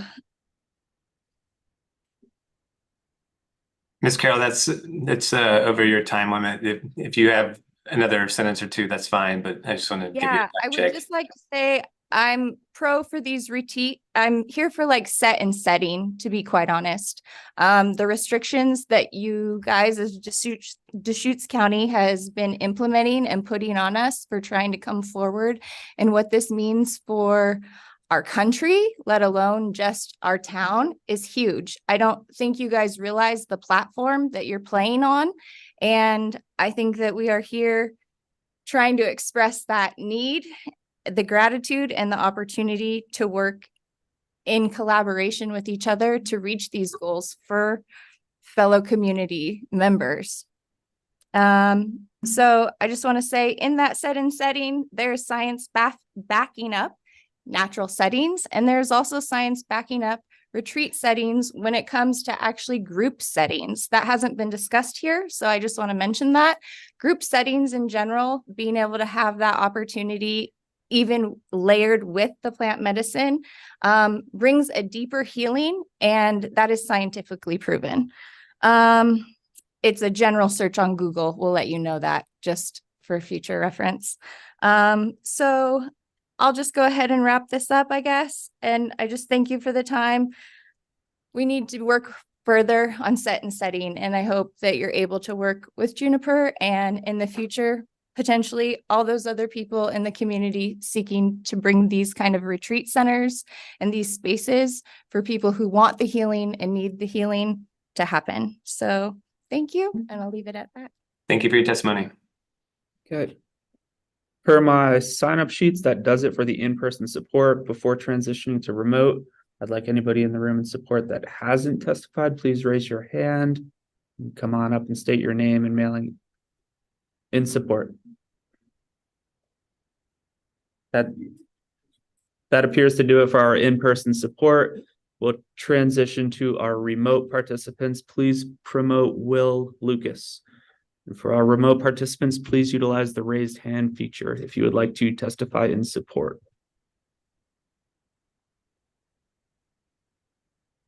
Yeah. All right. Thank you very much. Appreciate the time and appreciate y'all holding this hearing tonight. Although I currently reside in Portland, my address is Will Lucas. My address is 3807 North Borthwick Avenue in Portland, Oregon, 97227. Although I live in Portland now, my journey to Oregon actually began when I moved to Deschutes County back in 2017. I was part of an AmeriCorps mission with Habitat for Humanity and helped build 10 homes in the community. This experience really connected me to the community of Deschutes County and also to the land itself, which I still has instilled a deep love of that place in my heart. In 2022, I was the campaign manager on the Vote No on 15203 campaign that supported or opposed a restriction on psilocybin services in rural areas in Jackson County. A similar measure was put forward in Deschutes County, and both were handily defeated in the 2022 elections. And I'm here in support of Juniper Preserve and its effort to obtain a land use compatibility statement for the psilocybin service center on their site.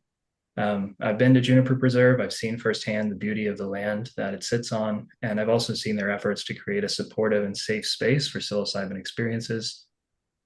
Specifically, this proposed service center will be enclosed by a fenced perimeter. Participants must remain within the licensed service center while under the effects of psilocybin, with the duration of their stay correlated to the dose consumed. And this helps to ensure participant safety while also ensuring that the surrounding areas will be minimally impacted by the activities of the service center. And I'd just like to refer back to Corinne's statement around the purpose of this meeting. And I understand this is primarily a discussion around land use, but as we can see, there's a lot of other discussions going on around this as well. So I want to thank you for your time, and I will give back the rest of my time. Thank you. Julia Myrer.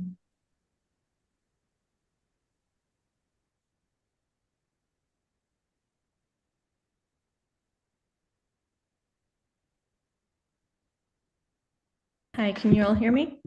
Yes, thank you. So my name is Dr. Julia Mirror. I have been involved in the psychedelic industry for the last 6 years. And I have seen the evolution of this both from a clinical research trial. I was one of the physicians that sat with patients when they received their psilocybin. I can attest to its safety, its efficacy, and general tolerability. So I did not see anybody that was any danger to themselves or others. So as it pertains to that concern. I also work in ketamine clinics. I am also a coach and I work one-on-one with patients. And the fact that there's an opportunity to create a novel experience for people is great. The fact that this is also helping people's mental health is incredible. The reason that I really believe in this, I went to Juniper, I saw what this is, and I see the difference between being able to offer these medicines in a nature setting, in a safe nature setting, and what we're able to do in a clinic or in a research setting. The other part that I want everyone to think about is I sit at the intersection of the policy, the science, the medicine, the clinical application, the funding, and I'm able to see where this conversation around psychedelics is going. And locations such as Juniper will very likely adopt this. Juniper has an opportunity to be the first to do so. This is going to pave the way, not just for other service centers in Oregon, but the rest of the country, and it will likely inform medical use of these as well. The more information that people can get on how psilocybin affects the general public, the more likely we will be able to get this to more people sooner. And one other thing that I want to comment on is this microdosing. I see these high doses being very safe. The microdosing is especially safe. And while a lot of the mental health discussion does focus on these treatment-resistant depression patients, major depression, you don't need to be sick to feel better. So there's an opportunity for Juniper to be a really, Juniper can be a great location for the evolution of the microdosing science as well. Not to mention the improvement in the golf game for the people who are in the audience that are golfers. And yeah, I'll end there. Thank you. Baron Johnson.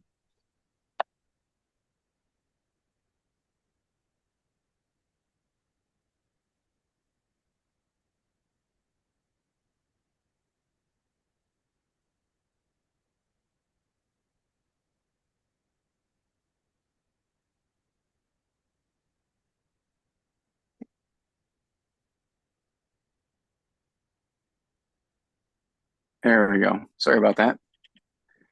My name is Dr. Baron Johnson. My address is 70085 Sorrel Drive, Sisters, Oregon.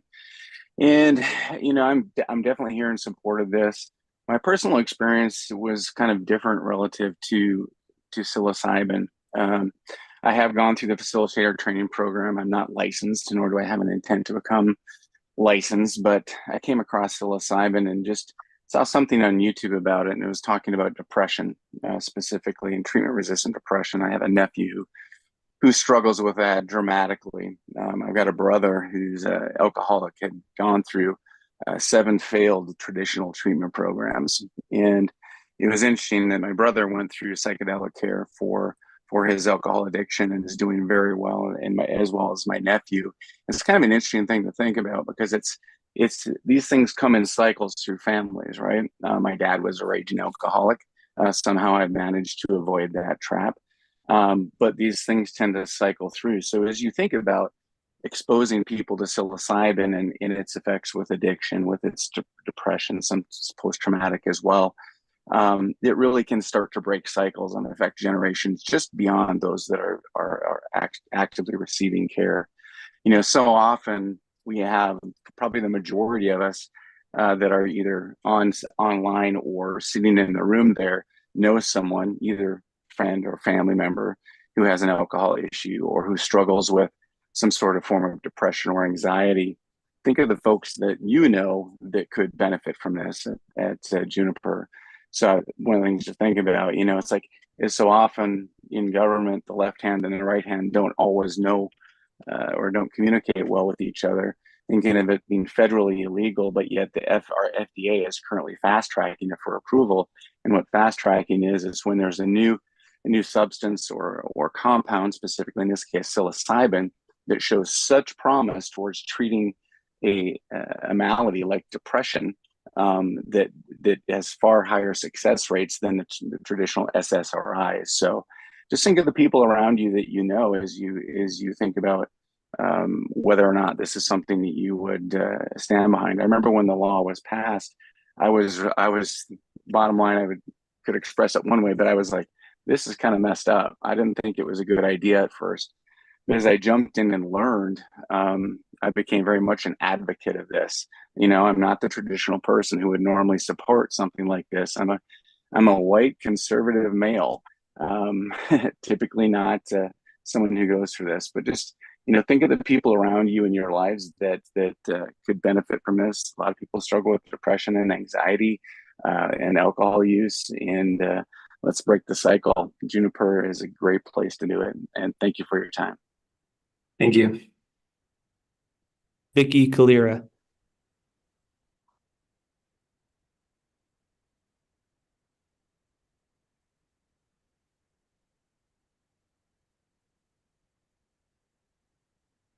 About that. Can you hear me okay?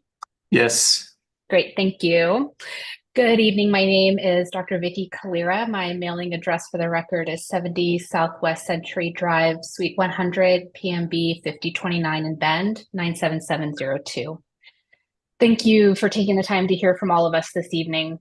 As an addiction psychiatrist with an understanding of both the neurological and psychological implications of substance use, I stand firmly in support of the proposed land use application for a psilocybin center at Juniper Preserve and would like to speak to the health and safety. This endorsement stems from a review of the available scientific literature and my clinical experience working with individuals, mainly veterans, grappling with addiction and mental health challenges.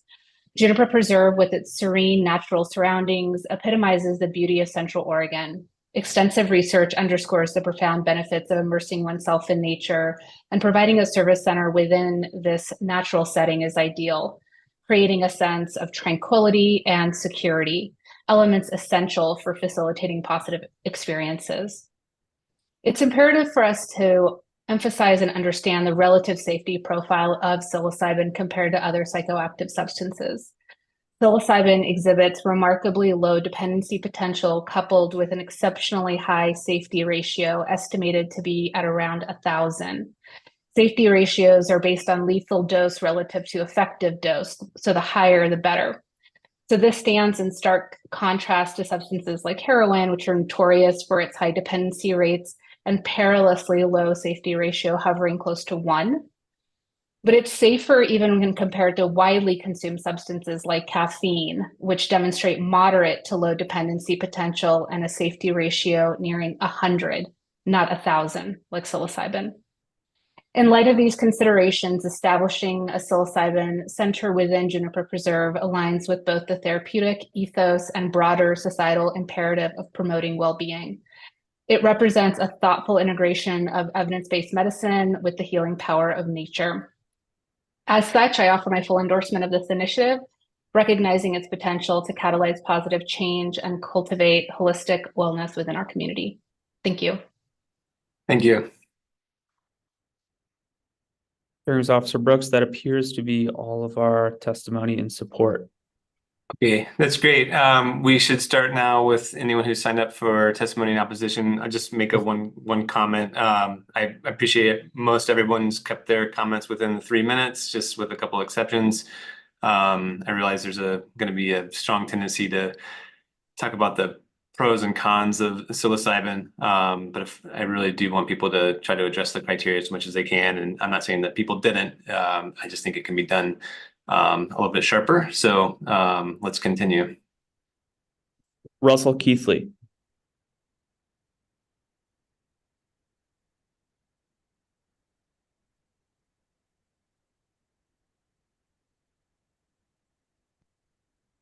My name is Russell Keithley, 22860 Stonewall Court in Bend. So I live in Pronghorn. And I'd like to point out that I am the first person to testify today who lives in Pronghorn. I want to address specifically page 38 of the staff report, where the staff asks the hearing officer to make determination about the application materials demonstrating compliance with the criteria of 18-128-015, particularly compatibility with existing and proposed uses on surrounding properties. You will hear a lot of residents express their concerns, and I would like to leave you with 3 exhibits. We hear the proponents have cited all kinds of wonderful statistics, and it's safe, etc. So the first thing I'm going to leave you with was an article that was published in the Journal of American Academy of Psychiatry and Law, republished in the Portland Oregonian, in which the author, Dr. Brian Haloida, who's an MD psychiatrist, addresses specifically the problems with the Oregon law. And unlike Ms. Sanchez suggests it's robust, he said it's anything but. And that is why we fear the danger of having this in our neighborhood. He has quotes like Oregon framework is particularly alarming. Oregon psilocybin policy poses serious risk, and someone having a bad trip who attempts to leave this facility will likely be able to do so, potentially placing other clients, staff, and general public at risk. This is a man who has no dog in the fight. It's an independent study, and I will leave you a copy, and I hope you will review it. I will also leave a copy of a brief NPR article, which basically is headed in Oregon. Psilocybin treatment is an experiment in real time. And we as homeowners are not anxious to have an experiment in our backyard that is untested. Finally, and most importantly, I'm going to leave you with a thumb drive, and I will really challenge you to look at it. It's an interview of Dr. Roland Griffiths, who even Ms. Sanchez suggests is the foremost authority in psilocybin. He is at Johns Hopkins University. And, you know, the paraphrasing his concerns, he addresses Oregon and Colorado. He states that he is concerned about how lightweight their controls are. He states emphatically a number of times in this that it should be only done in a medical facility under medical conditions. He states he's concerned about our culture not getting ahead of what we know to safely protect people. And as the last gentleman proponent said, the FDA is studying it.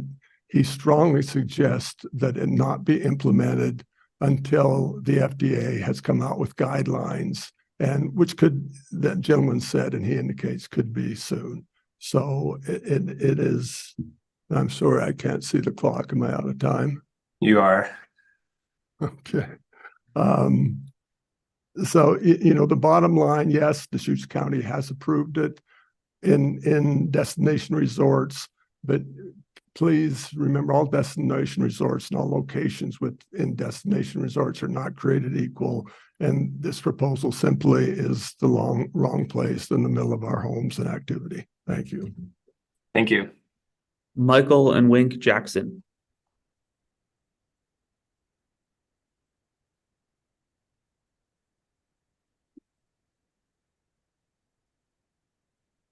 Michael Jackson. Actually thought I was just doing a sign in for being here at the meeting tonight, but since I'm here, I might as well express my thoughts and concerns.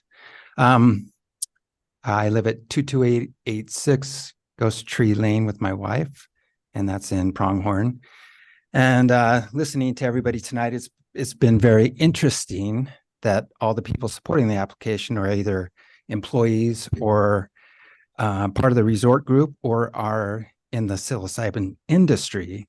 And I don't think that anyone here who lives in the Pronghorn Resort, Juniper Preserve, and the homeowners or debating any of the benefits of psilocybin. The problem is that this facility proposal was made where if it was just a hotel and a destination resort, then there wouldn't be any issue. The problem is that it is surrounded in the dead center of Pronghorn community, who have invested many millions of dollars into their homes. And we are also on a daily basis interacting with the proposed facility, which would not be in our best interests.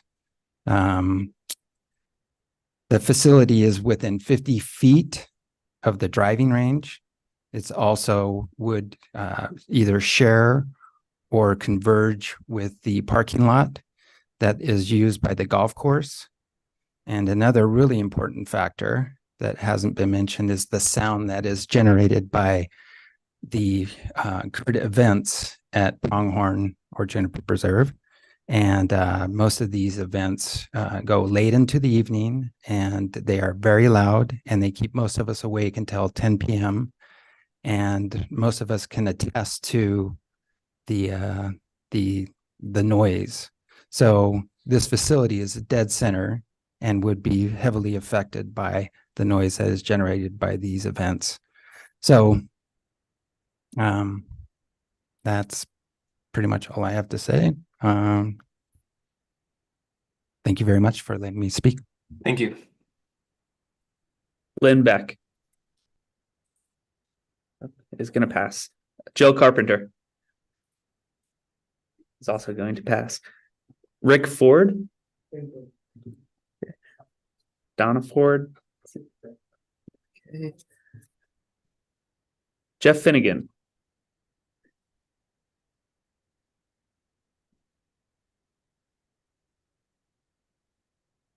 My name is Jeff Finnegan. I live at 65923 Bering Drive in Pronghorn, or in Juniper Preserve. And I would like to thank the council for pointing out that psilocybin mushrooms are federally illegal. And it's great that the shrubs and the paint and the colors and the environment is really favorable to this sort of a setup. She mentioned that those of us who, and by the way, Russ touched on this, but everyone who is in favor of this does not have skin in the game, so to speak. Nobody that lives at Pronghorn, at least so far, has testified in favor of these mushrooms. So she mentioned that those of us who are not in favor are going to try to convince you, Mr. Brooks, that you should reject this project, but she's actually incorrect. It's the opposite, because everybody that's spoken up before Russ has tried to convince you that you should implement this project at Pronghorn. And what I'm only asking of you is to recognize that the proposed use may not have legal access to the site. And the only way really to resolve that is to get BLM approval, okay, for the proposed use. It's actually on the owners for the error that Pronghorn is an island within federal lands. Last weekend, I serendipitously met one of two Central Oregon BLM drug enforcement officers. It was a fluke. And I explained to him what's going on. He'd never heard about it. He's out of Prineville. He informed me that he is the guy. And regarding drugs on being transported across BLM land, it ain't going to happen, according to him. He assured me that there's no way that it is legal to transport these substances. How are we doing on time? I got a few seconds. All of these factors that have been mentioned tonight about the luxury and the experience are all great. And as Michael said, psilocybin may be the greatest thing in the world, but everything that's come up so far is a little bit like the chairs on the Titanic. they are superseded by the federal lands issue. And the responsibility seems to me to be clearly on the shoulders of the ownership to obtain federal approval for their project. Until then, many of these points really are moot. Thank you. Thank you. John Gers.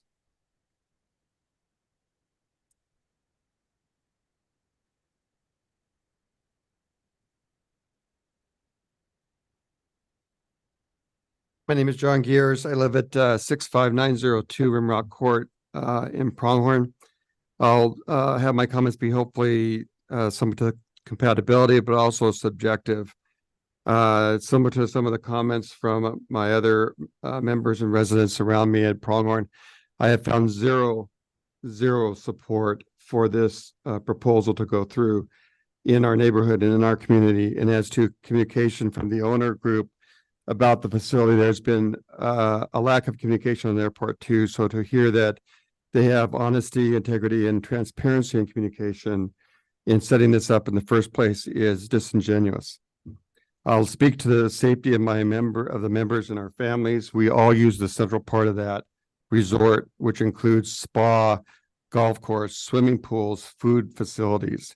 And as to compatible uses and how we would use those with our families, they will be modified in the future because this is still a facility that has controlled substances in it, class 1, and it can be certainly used therapeutically. I don't dispute that. Some of my friends use it therapeutically, but the issue is that not an if, but a when something does go bad, and it will, what happens then? And where are the essential services that will take care of that? Where are fire, medical, and police? They're clearly at least 30 minutes away from that facility. So why introduce that into this community where none of the residents want to have it? There are certainly other areas. There's a lot of other rural areas in Deschutes County that this could be placed. And so nobody here is saying that the use of it can't be done somewhere else. It's the location that you're trying to put this into that is the issue. And you have to wonder why that is, why that location is needing to be pushed into. And I would just say you have to follow the money on that one. So in summary, I would like to just encourage you to consider the comments above, consider the compatibility with current residents and members' use of the facilities, and if their behaviors are going to be modified as a result of this being put in this location. And I would argue that we will modify our behaviors to make sure that our families are safe and that we can continue to use the facilities unhindered by this. Thanks for your time. Thank you. Paul Golden.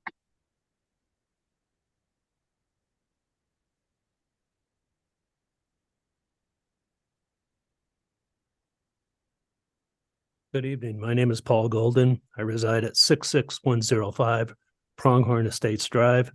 I'm a full-time resident and Pronghorn Club member. There are a great many unknowns about the use of psilocybin and the establishment of a service center at Juniper Preserve, such as what are the short or long-term impacts of micro or larger heroic dosages of psilocybin on the clients of a service center. Currently, we know that data is lacking and results are inconclusive per Princeton University. Also, what is the impact of the property values and property taxes to the homeowners of Pronghorn and Four Peaks communities? Will the values increase, or will the presence of a psilocybin service center cause property values to decrease? What about the safety concerns to Juniper Preserve communities should a service center client experience a psychotic break with reality? What is the risk to clients of the proposed service center in case of a medical emergency due to the delay in emergency services reaching the service center? Those are just a few of the unknowns that the homeowners are concerned about. But in reviewing Deschutes County's Planning Commission's website, I noted that one of the primary goals of the commission is to, and I quote, maintain an open and public land use process in which decisions are based on the objective evaluation of facts. So with that in mind, I'd like to present a few facts. Under federal law, psilocybin is a Schedule I substance under the Controlled Substances Act. Transportation of any Schedule I substance across federal land is illegal. Pronghorn, Four Peaks, and Juniper Preserve are an island in the middle of an ocean of BLM property. Our only access to this island is a right-of-way per written agreement with the Bureau of Land Management, which includes the 4-mile drive from Powell Butte Highway to the Juniper Preserve Guest Cottage and the Sherman Road via the north gate to the access to Pronghorn. The continued approval of that right-of-way access is that we remain in full compliance with all applicable federal laws while using that right-of-way. Transport of psilocybin to the proposed service center across federal lands places the homeowners in jeopardy of losing access to their homes and properties via the BLM right-of-way agreement. In closing, I urge you to deny a land use compatibility statement for Juniper Preserve without some written agreement or amendment to the right-of-way agreement with BLM to ensure that our access to properties would not be impacted by the Juniper Preserve's transportation of a Schedule I substance across federal land. Thank you. Thank you. Kara Golden.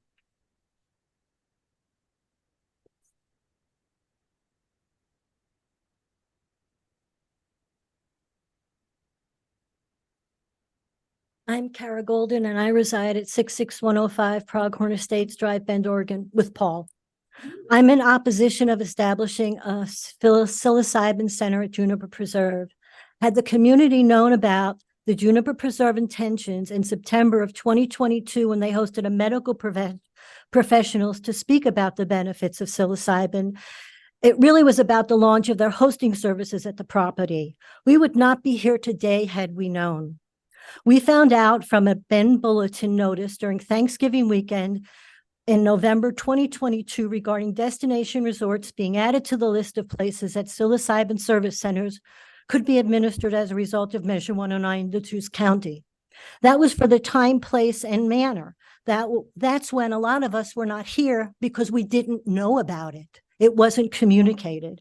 Let me fast forward to August 6th when the community finally got management's attention to host a Zoom call with the community.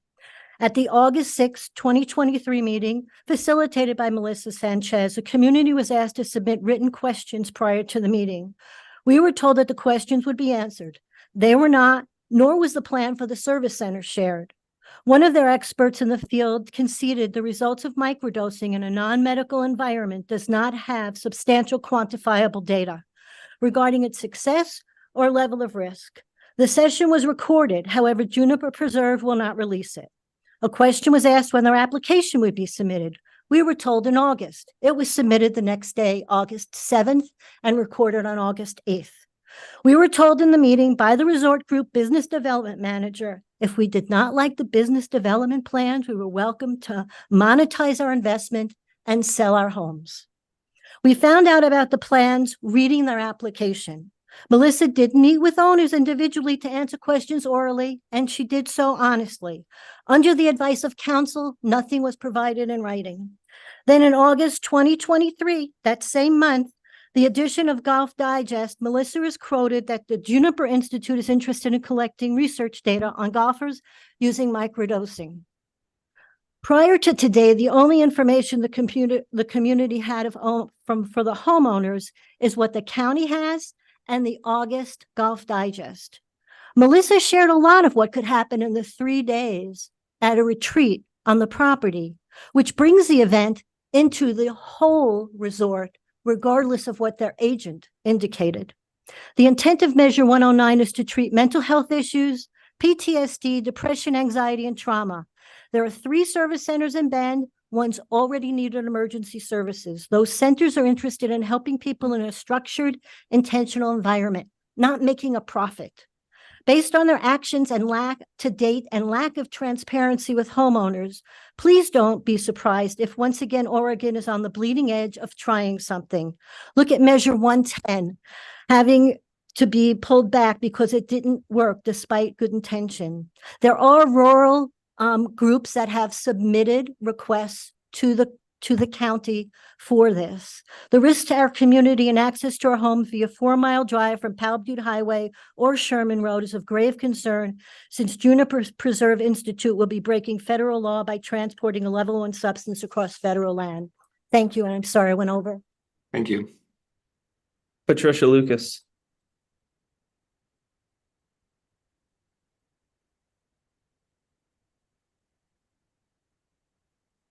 Thank you, Officer Brooks, for allowing me to provide testimony tonight. My name is Patricia Lucas. I live at 65950 Pronghorn Estates Drive. I'm very much opposed to the psilocybin service center at Juniper Preserve. Communication about this service center proposal has been extremely poor for those of us who live at Juniper Preserve. The resort group kept it very quiet and did not communicate with the residents about what was underway. The property management company Aperion discouraged the board from letting the property owners know what was going on so that no waves would be made. In the spring of 2023, the resort group had an open house where I requested that a public meeting be held where information about what was being proposed could be provided. That meeting was held when there were over 50 residents on that virtual call. The proposal was laid out of what was being planned. The proposal was submitted to the county commission and to the planning commission the very next day after we asked when it would be submitted, as Kara indicated earlier, and they said that they weren't sure. When less than 24 hours later, that application was submitted. If you look at the submissions on the website, all of those in opposition to this are from people who live in the resort. Those that are in favor do not reside in the resort and will not be personally impacted by the decision that is made. The question of whether this substance can be transported over federal land has never been answered since it's a very big unknown and it's a Schedule I controlled substance according to the Drug Enforcement Agency. That in itself is a good enough reason to reject this regardless of all of our reasons for not wanting to live in a subdivision where this could be administered.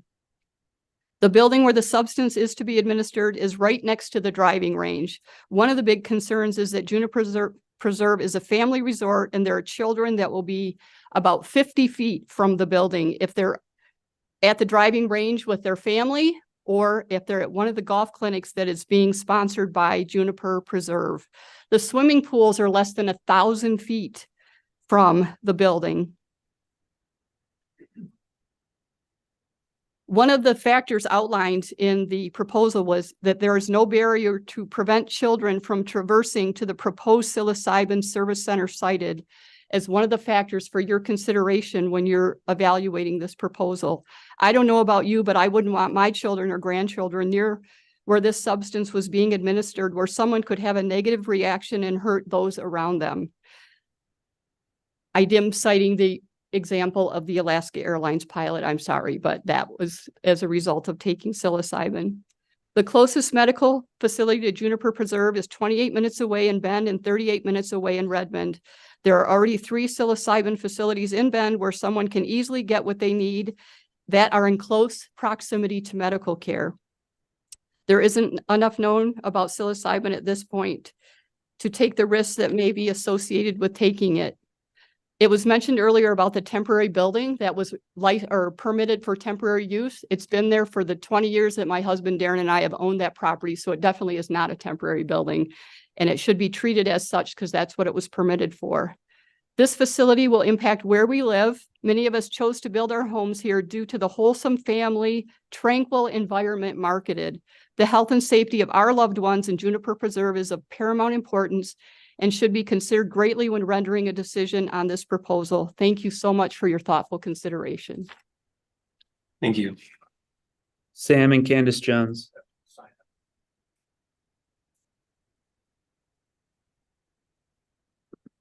Kevin and Catherine Lyman.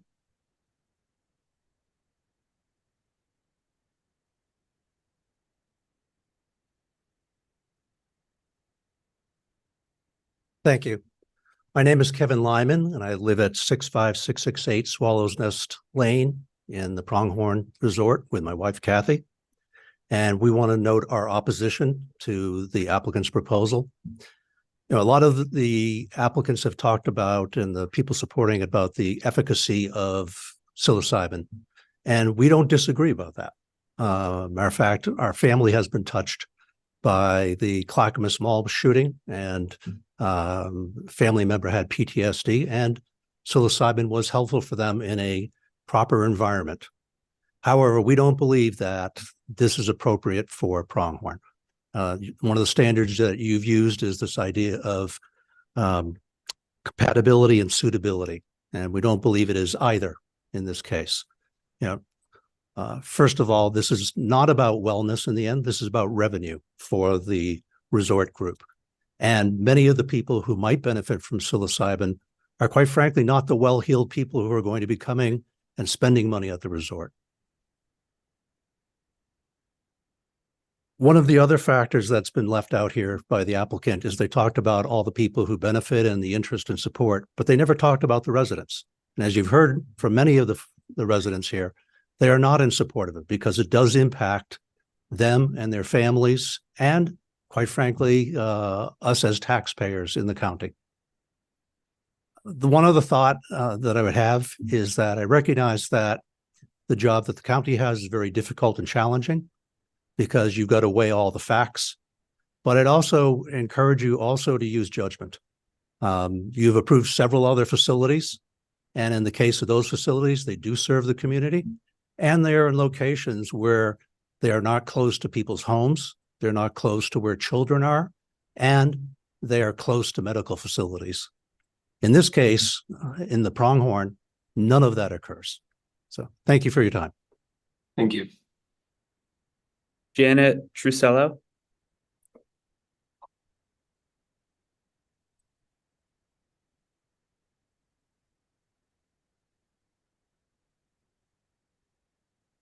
Good evening. I would like to say that I am in opposition to this application being approved. I will try hard to speak to the compatibility issues. This location is not suitable. It is not a nature-based environment. It is in the middle of a golf course driving range. It is surrounded by golf course cart paths.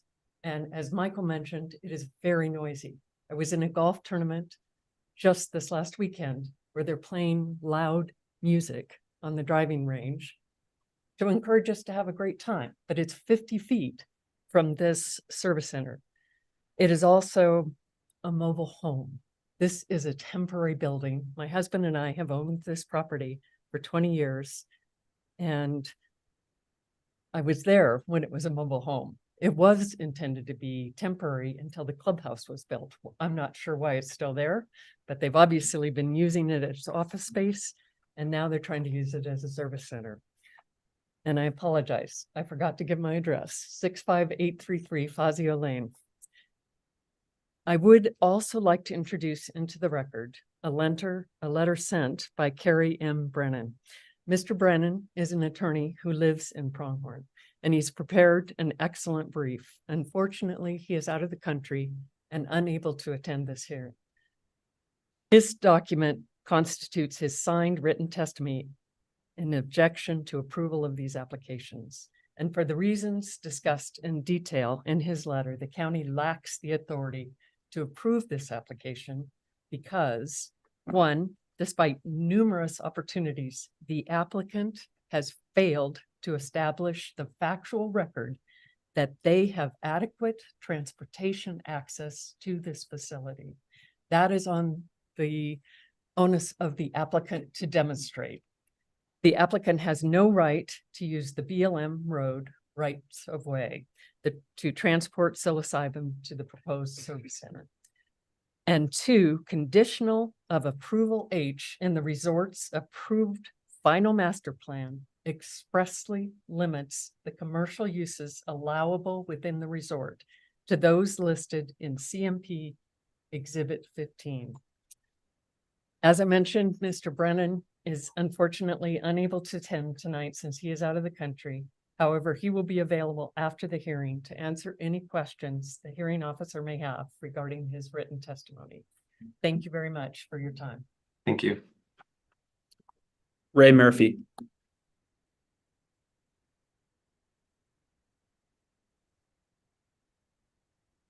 Ron Theis.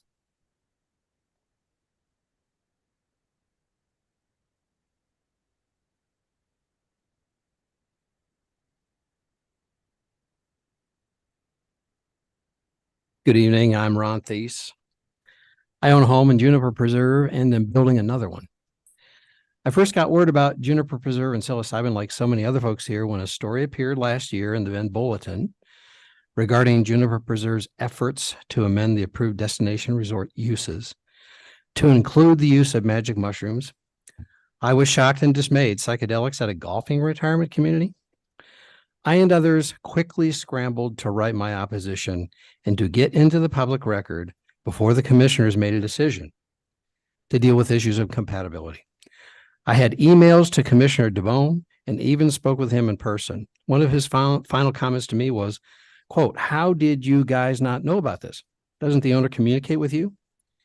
I told him we had not heard a single word about possible psilocybin use at our resort, which brings me to my concern. If the applicant had been planning this for multiple years, why were we, the owners and the club members, not informed? My personal conclusion is that trying to create an experimental psilocybin medical clinic directly next to our golf practice area, where we teach our kids and grandkids, in a temporary prefab building that was slated to be demolished years ago, is just an impossible sell to our golfing community. Therefore, there purposely was zero communication. Once the word about magic mushrooms was out of the bag, so to speak, we did as a community write letters to voice our opposition. However, a conditional use was granted by the county, but the formal application was deemed incomplete. A response from Juniper Preserve and Emerge Law was returned, and here we are to discuss the basic issue that Planner DiMarzio and the commissioners identified. Is this medical mushroom clinic really compatible with the community? I say it definitely is not. There is nothing about golf or a retirement golfing community that wants to have an experimental psilocybin clinic on property. The basic response I get when I tell other golfers around the state and even the country is, "Are you kidding me? What are they thinking? They can't be serious." Let me end with this. Personally, from what I read, the big driver for Juniper Preserve to do this now in Oregon is the money. We are seen as ground zero in the U.S. to be able to get in on this multi-billion-dollar business. JP would never answer my question about what they were going to charge, but research tells me between $2,000 and $4,000 per visit. More bizarre, federal banking regulations more or less turn this modality, if you will, into a cash-only business. No credit cards, no checks. And although the applicant may disagree with this, to me, this does sound like the classic 60s drug deal. I've got the cash. Do you have the mushrooms? Two final thoughts. Staff's report on page 11 and 15 mention the applicant's statement that, quote, "the proposed service center has been developed to cater towards resort members as well as guests." This is simply not true. There is no support from resort members to use this facility. Thus, the submitted traffic analysis and parking compliance numbers are absolutely false and not correct. I believe a PSC absolutely creates more disharmony. This is on page 26 and 37, talking about harmony issues. I believe a PSC absolutely creates more disharmony than harmony and does not complement a golfing or retirement community in any way. I urge you to vote no on this application. Thank you. Thank you. Pam Thies.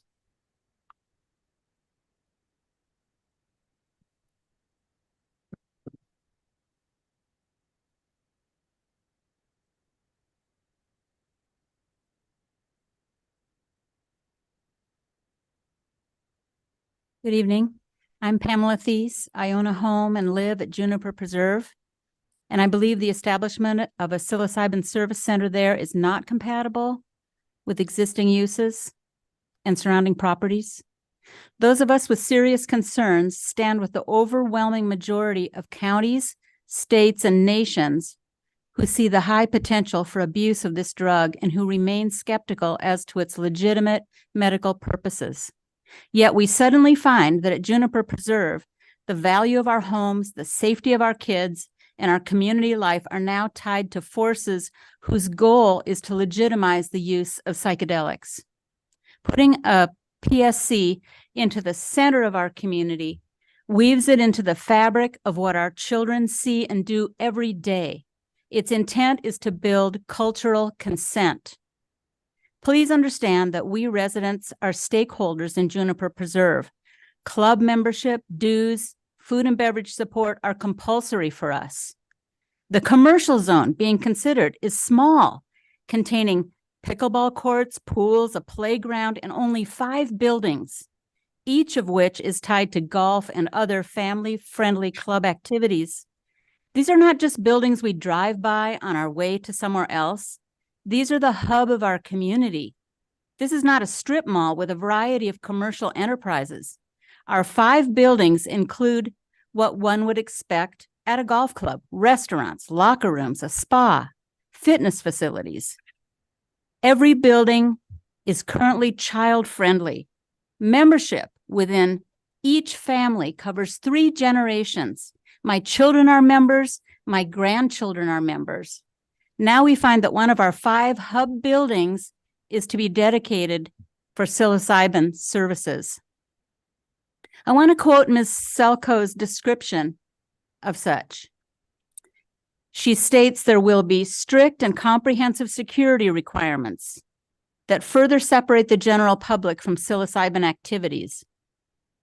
At a minimum, a service center must lock or monitor all exterior entrances during operating hours, no admission for those under age 21.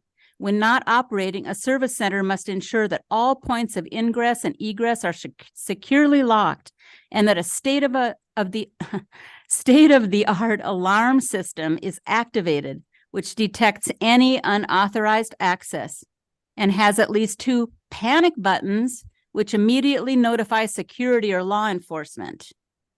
Psilocybin product storage areas must be even more secure, located in a limited access area, such as a safe or a room secured with a steel door and a commercial lock. Ms. Selko thinks that this describes a facility that should be considered ordinary and normal at a destination resort. This is exactly what I don't want my 4 grandchildren to think is ordinary and normal. I don't want anyone I care about to be desensitized to the serious nature of taking hallucinogenics, or to think that ingestion of mind-altering chemicals is an ordinary way to solve problems or improve their golf game. Please find that we residents who are overwhelmingly opposed to this application have standing and have the right to protect our considerable investment in this community. Thank you very much. Thank you. Steve Geiger.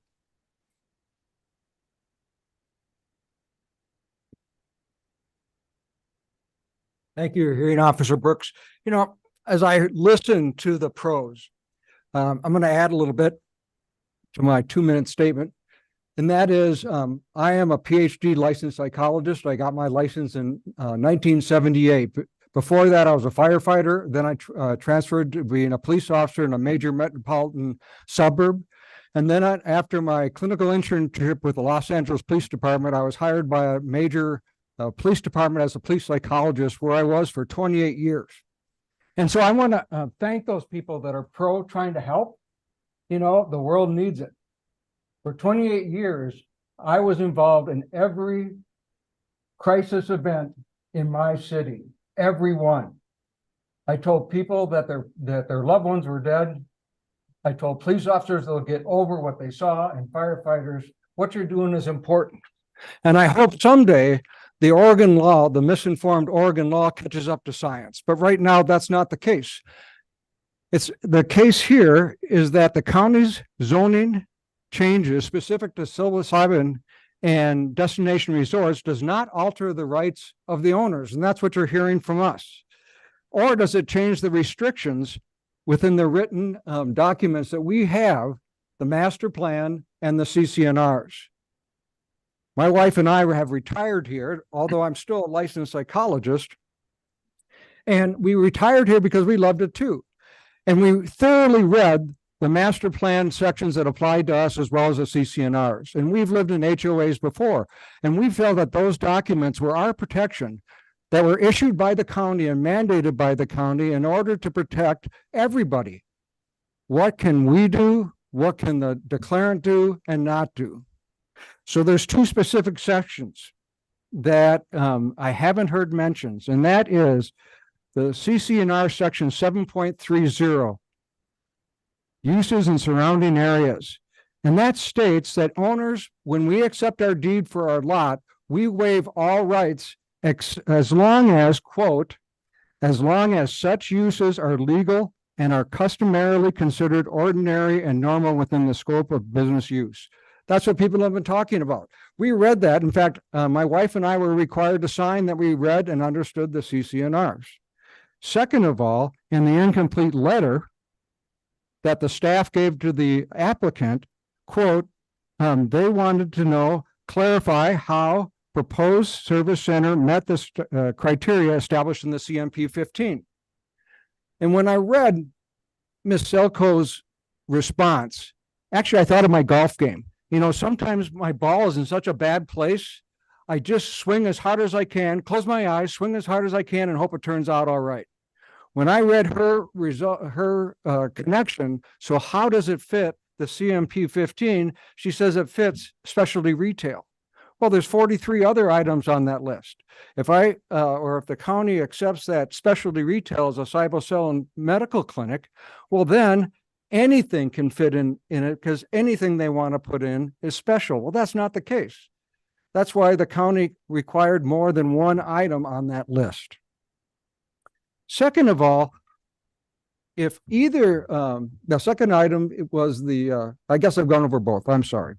But the point is that if the county allows this to happen, it essentially breaks the contract that we as owners thought we had that protected us in our investments. My wife and I would have never purchased here. I believe in Cybocillin in a medical setting. I don't believe it in a family resort, nor would I put my investment in there. And what kind of investment? There's 361 lots, residential lots in our neighborhood. Right now, there are 106 homes that are built or nearly built. In Zillow, in the last 2 years, looking at the sold houses in our community, the average house price is $1.7 million. The range is from 1 million to over 3 million. Looking at just those 105 properties, that is $178 million investment that we have made in our resort and in Deschutes County. All I'm asking is that you to give us some consideration when our owners did not, to protect our rights that we thought we had with the master plan and the CC&Rs. Thank you very much. Thank you. Kathy Geiger. Catherine Hartzmeer.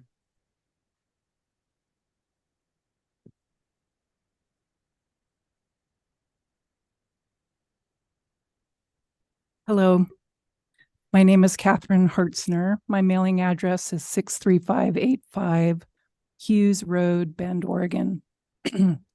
I am a property owner and member of Juniper Preserve, formerly known as Pronghorn Resort. I have been a registered nurse for 26 years, practicing here in Bend and in Eugene, Oregon. And as a property owner member at Juniper Preserve, for the record, I have never heard of nor met Bill Walsh, who introduced himself on the record tonight as liaison between homeowner members and the resort group. I would ask you to please refer to my letter previously submitted to the planning department in opposition to the psilocybin service center being cited at Juniper Preserve. I reiterate these objections or those objections as follows. A psilocybin service center at Juniper Preserve is not consistent with Juniper Preserve's previous land use history, which has always been known as a premier golf resort with 2 world-renowned golf courses, a destination resort for shared ownership, and a home to many here tonight who live in it as a community with their children and grandchildren. This is how it still operates today. The proposed building for the new site was the real estate office to promote living there, and the proposed site is adjacent to a cart path for golf carts that are repeatedly coming and going. The other side of the building is parking for golf patrons, members, and staff. Therefore, a psilocybin service center is not compatible with the operating characteristics of Juniper Preserve. There is no physician present overseeing the administration of the psilocybin, a controlled substance. It would be administered by a facilitator licensed by the OHA who has taken a 6 to 8 week class. In the event of an adverse reaction or medical emergency, what is that facilitator able to do in that situation? If the consumer of the drug or patient loses control, who is there to respond? The existing road access does not provide for a rapid response by emergency services.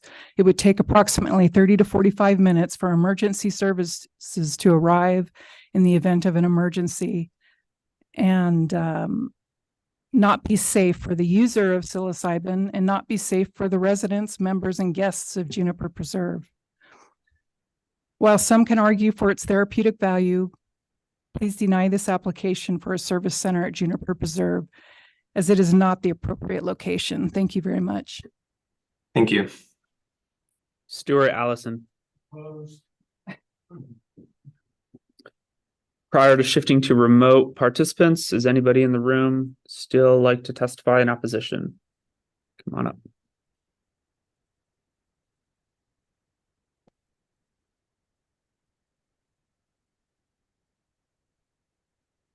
Hi, hearings officer. I signed up, so you have my address on the sign up sheet. My name's Nunzi Gould. I'm an owner at Pronghorn. I encourage you to deny this application. As is very clear, the site plan is not complete.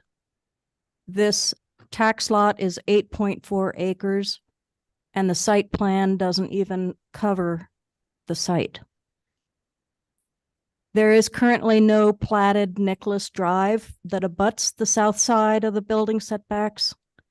The drawings that you have from January 26, 24, the revised site plan, and the incomplete letter response from Emerge Law, in particular Exhibit A, page 8 of 20, that shows a parking area at the very end of Nicholas Road.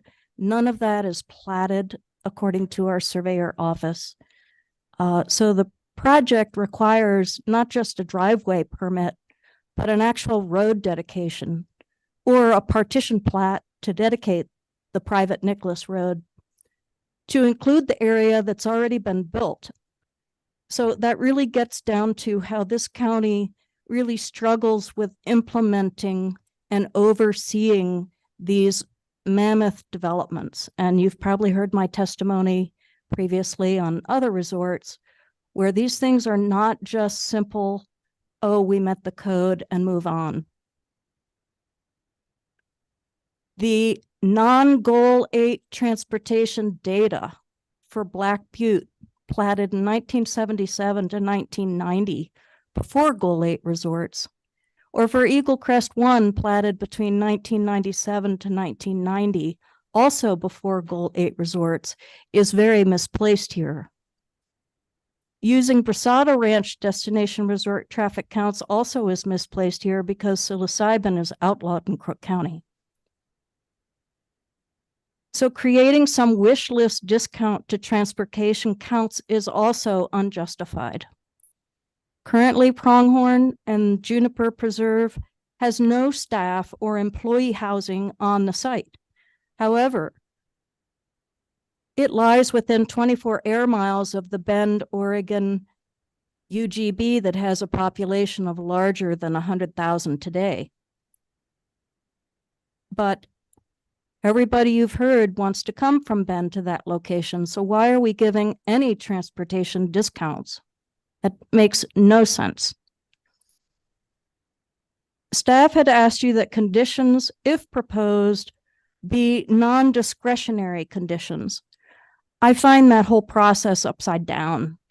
This application is not complete and should be denied. I don't believe it's the hearings officer's job to string an application into compliance. The site has a pre-existing temporary structure that should be removed.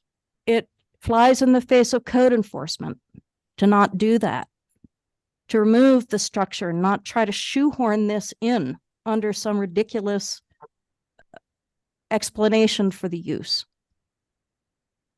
So I want to quickly just jump to some codes because you wanted those. 18.32.035, 18.113.025, 18.113.030, D7A, 18.113.040, C, I hope you're jotting these down, 18.113.050, especially B5, A through D, B6, B12, B18, 18.113.060, L to F, 18.128.020, i.e., are they proposing some lot partition so that they're only considering this small section of this tax lot? Because if you approve this use, you are approving the use for the entire tax lot. And that's problematic to me. We've seen the request to have all this outdoor stuff, the yurt and the spa and all that stuff, but that's apparently off of the site plan now.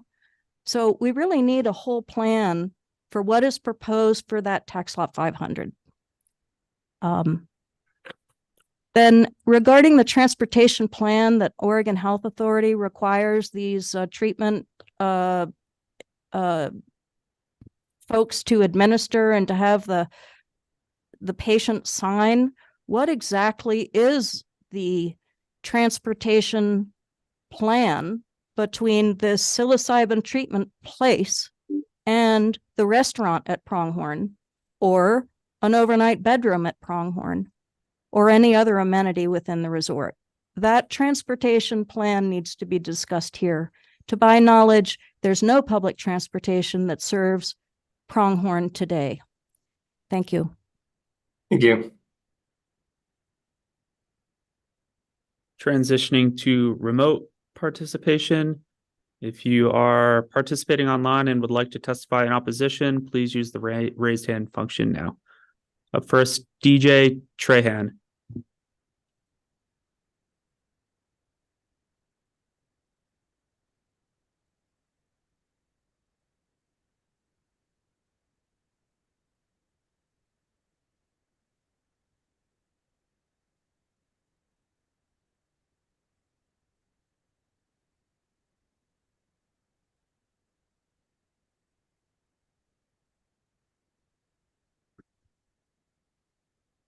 Start video. Hello, can you hear me? Yes. Hi, thank you. My name's DJ Trahan. I apologize. I was actually going to be for. I didn't realize I had to raise my little hand thing earlier, and when he said we were finished. So I apologize for coming in while people are against, but I'm actually for. Is that going to be okay? That's fine. We would come back around to you anyway, so why don't you go ahead? Okay, great. DJ Trahan, address 35026 North 84th Street, Scottsdale, Arizona 85266. I'm speaking for today. Simply, I don't have science. I don't have anything personally that I can offer you other than my personal experience and what plant medicine has provided me.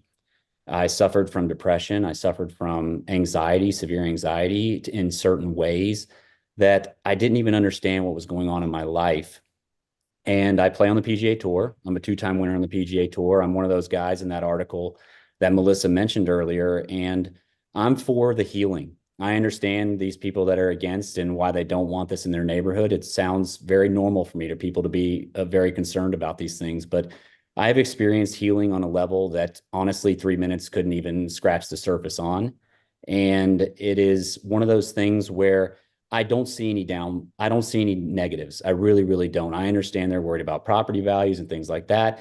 But if they follow the regulations, which I'm sure the state of Oregon has in place, and I have no doubts about it, what they're going to be providing is the opportunity for people that are suffering and are going through very difficult times in their life, because I don't see anyone finding their way to facilities, nor did I in my journey, for the case of looking for a quick fix. You're struggling and you're suffering and you need help. And A facility, if run correctly, which I believe Juniper Preserve will do. I've had extensive conversations with Melissa, and I am utterly convinced of it. Otherwise, I wouldn't be sitting here today putting my name on the line or my reputation, whatever you want to call it. I don't know what my name or reputation is worth, but I know that I wouldn't be willing to stick my nose or neck out for anyone if I didn't believe in what they were offering.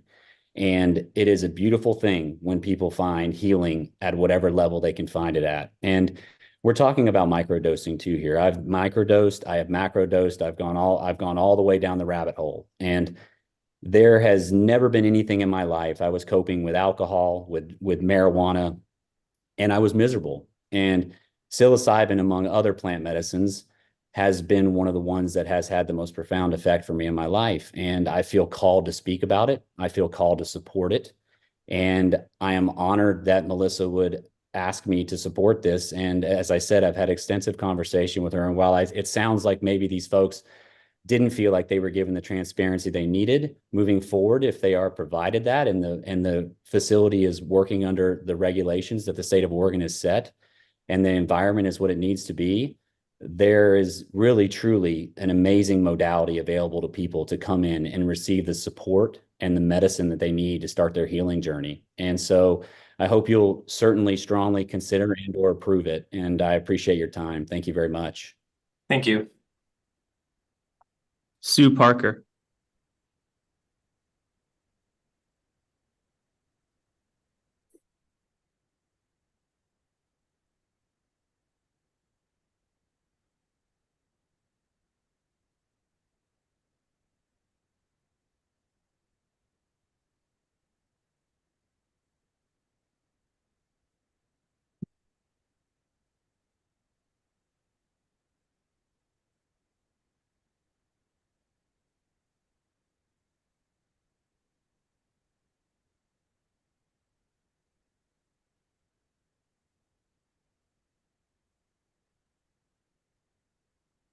Let me go.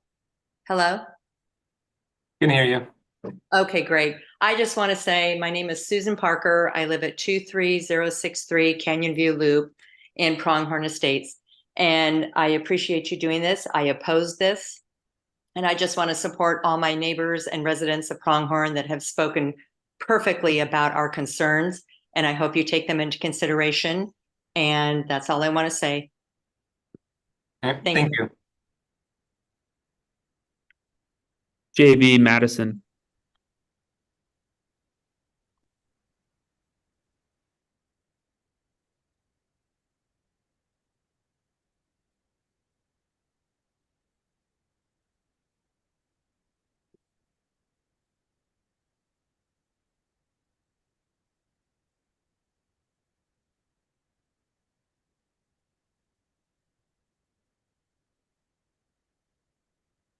Hi.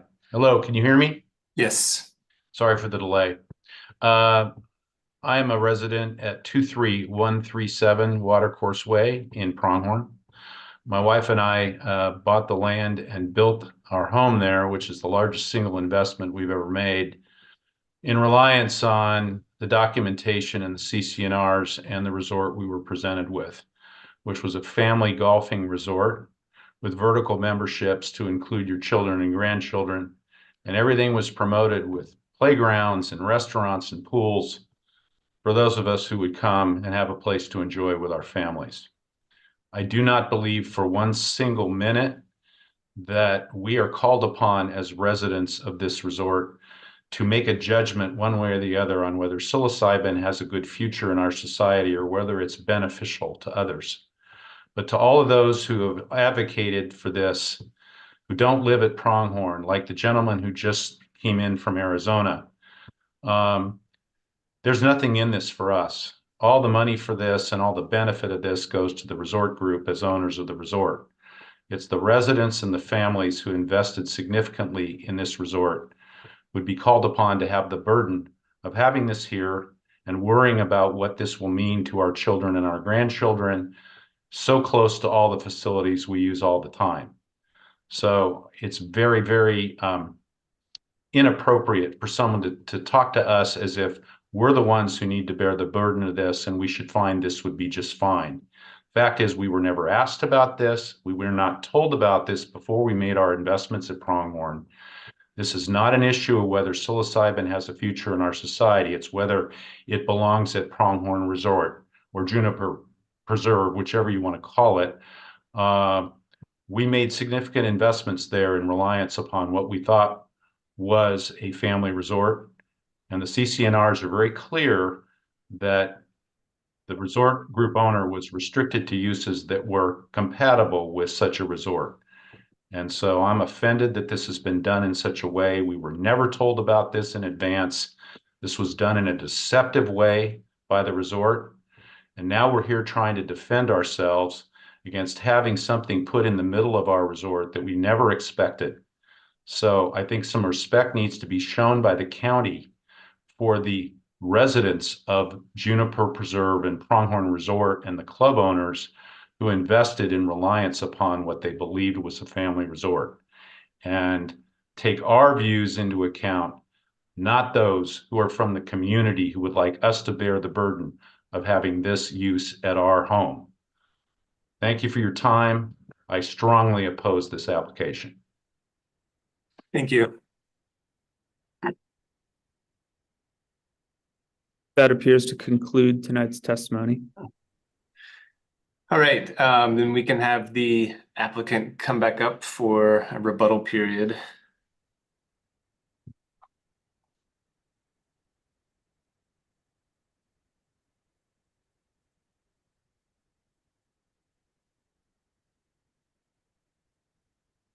Thank you, Hearings Officer Brooks. Again, this is Corinne Selko with the Merge Law Group on behalf of the applicant. Let me start by saying that we have heard loud and clear the testimony tonight from many of the homeowners in opposition. And I would just like to note that the vocal few that you've heard tonight are not representative of the majority of the homeownership, in the sense that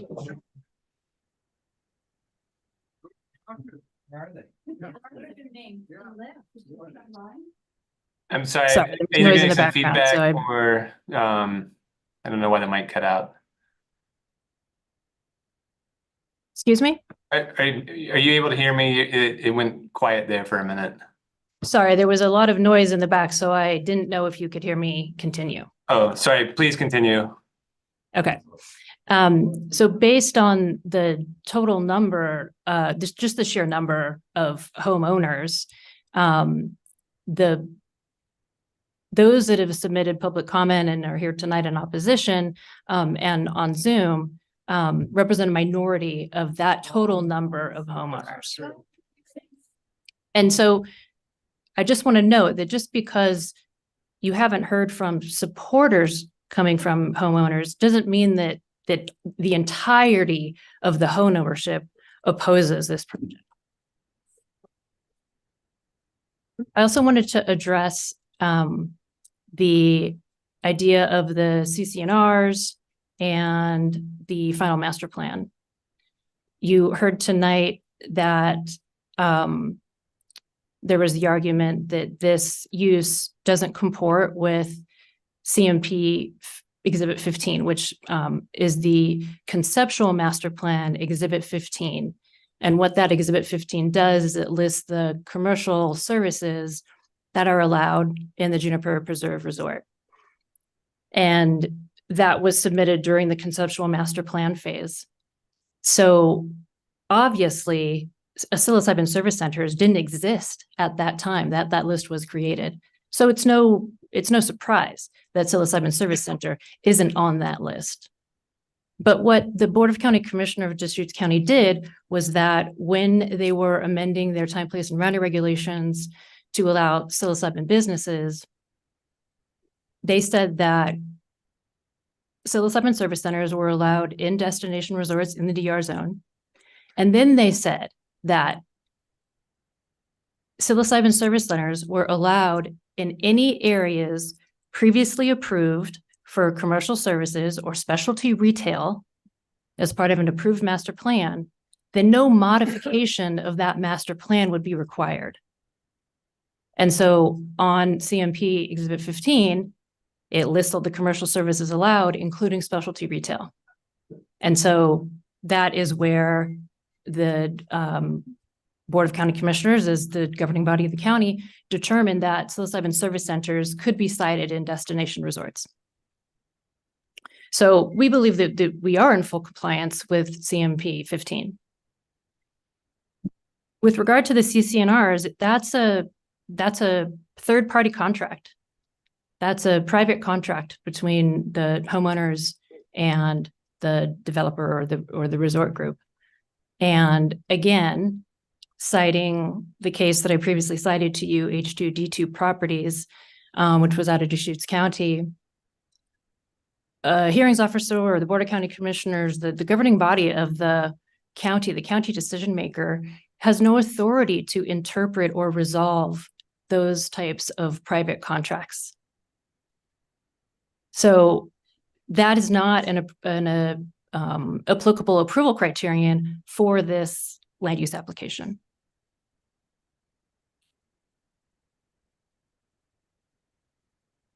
Staying on that issue of third-party contracts or private contracts, again, we heard the BLM issue come up again.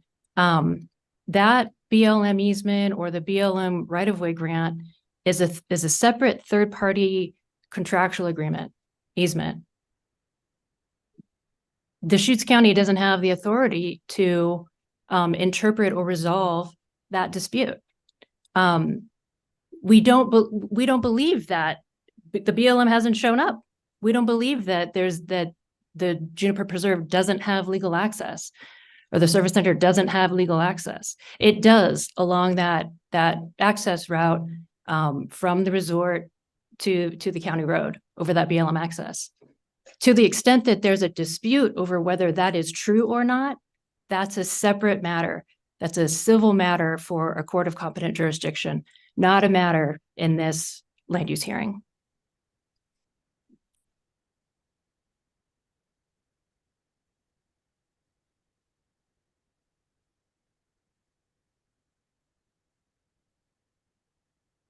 Let me just take a look at these other notes so I can make sure I'm touching on things. Okay. In general, again, I'm going to, when we get back to the conditional use standards and the suitability and compatibility, I'll point you again to H2T2 Properties, that Luba case. Again, that was dealing with a marijuana retail store looking at the exact same conditional use standards as we're looking at today. And in that case, Luba said that whether, in this case, marijuana, right? Whether marijuana retail use is an appropriate conditional use independent of its operational and physical characteristics, that evaluation has no basis in the conditional use standards. So critiques of marijuana retail as a use are not an evaluation of site design and operating characteristics of the use. I make that same analogy here to say that critiques of psilocybin, critiques of the psilocybin service center as a use cannot be the basis for denial of this land use application. We are to be looking only at the operating characteristics of the psilocybin service center. And we've listed some of those, including some of the security measures, like the locked doors and the commercial grade locks for the product, which are for the purpose of preventing access to minors or preventing access to others who aren't authorized to have access to that during an administration session on the licensed premises. The operating characteristics of the psilocybin service center are such that someone experiencing the effects of psilocybin will not be going to the restaurant, will not be golfing, will not be using a golf cart, won't be going to the pool, will not be affecting or impacting the residents of the resort. The closest full-time, homeowner resident to the psilocybin service center is about 1,000 feet away.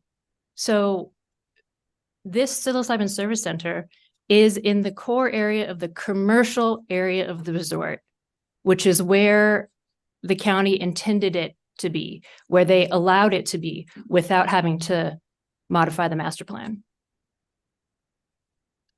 And according to the operating characteristics, as you've heard tonight, and you've heard how the multi-day retreat setting would occur. Again, one of the comments was, with the multi-day retreat, you would have these clients interacting with the rest of the resort. And it's true, but they're not interacting with the rest of the resort while they are experiencing the effects of psilocybin. So for those reasons, we believe that the operating characteristics are compatible with a resort like this. And finally, as you noted at the outset, Hearings Officer Brooks, I'll just remind you again about, I want to get you the site.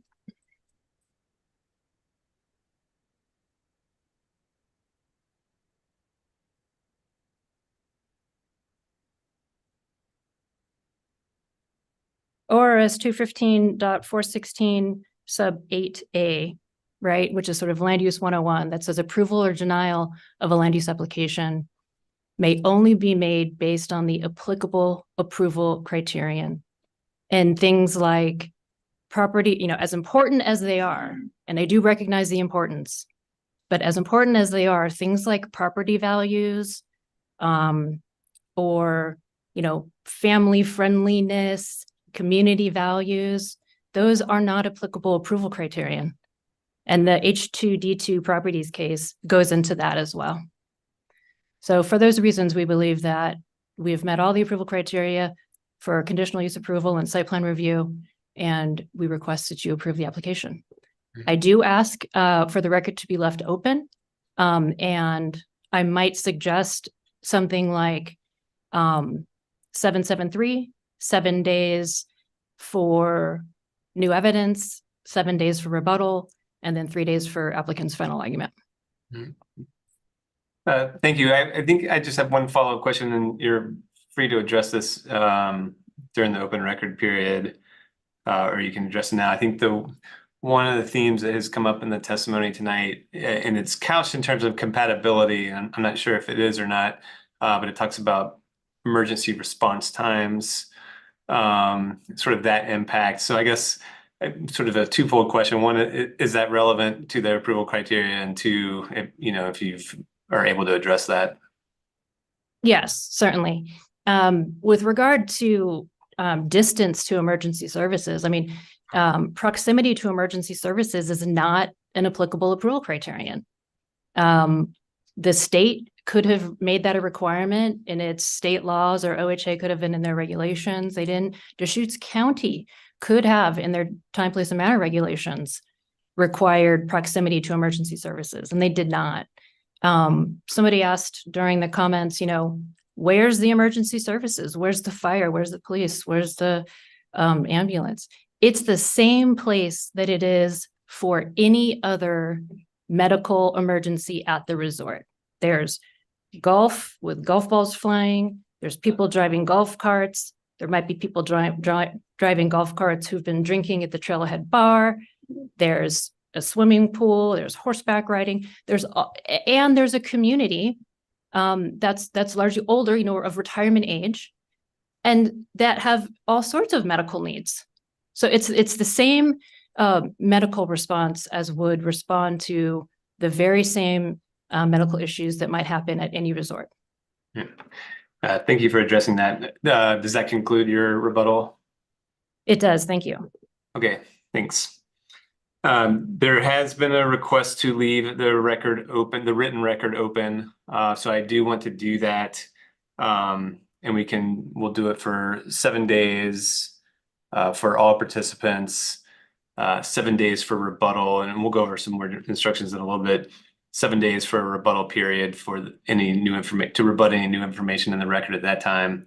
And then it sounds like the applicant only needs a 3-day response for a final legal argument. So I'm going to set those as the dates for keeping the written record open. And Mr. DiMarzo, I think you might have some additional instructions and maybe can help me make sure we identify the right dates for a 773 period.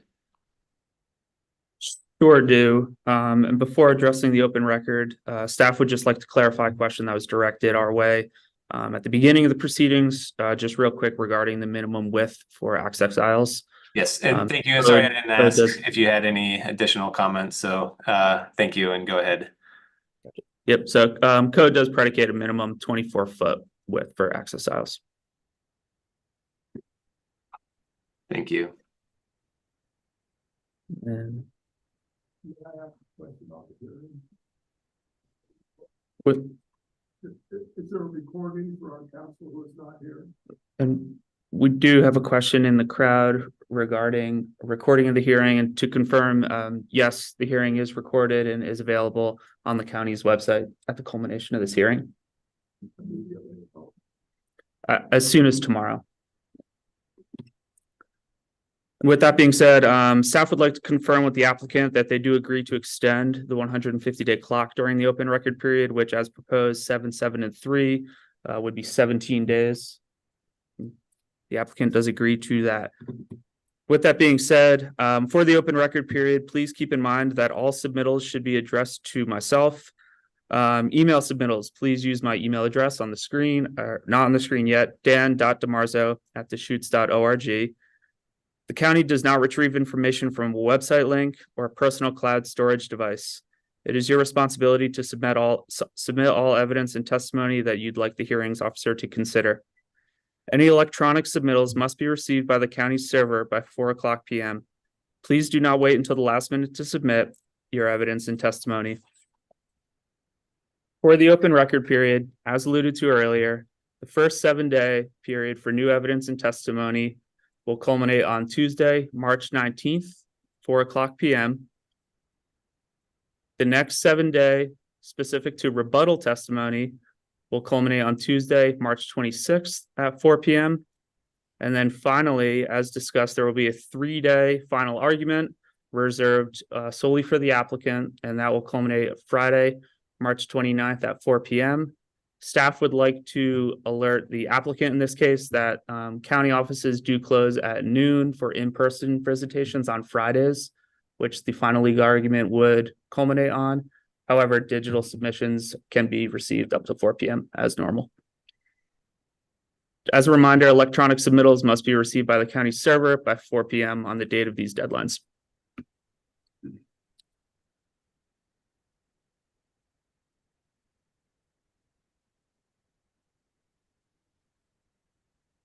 Okay, thank you, Mr. DeMarzo. So with that, we are going to close the hearing for today. The written record is remaining open as just described. And then the written record will close on the 29th of March with the applicant's final legal argument. And we will go off the record. It's 9:05 p.m. Thank you.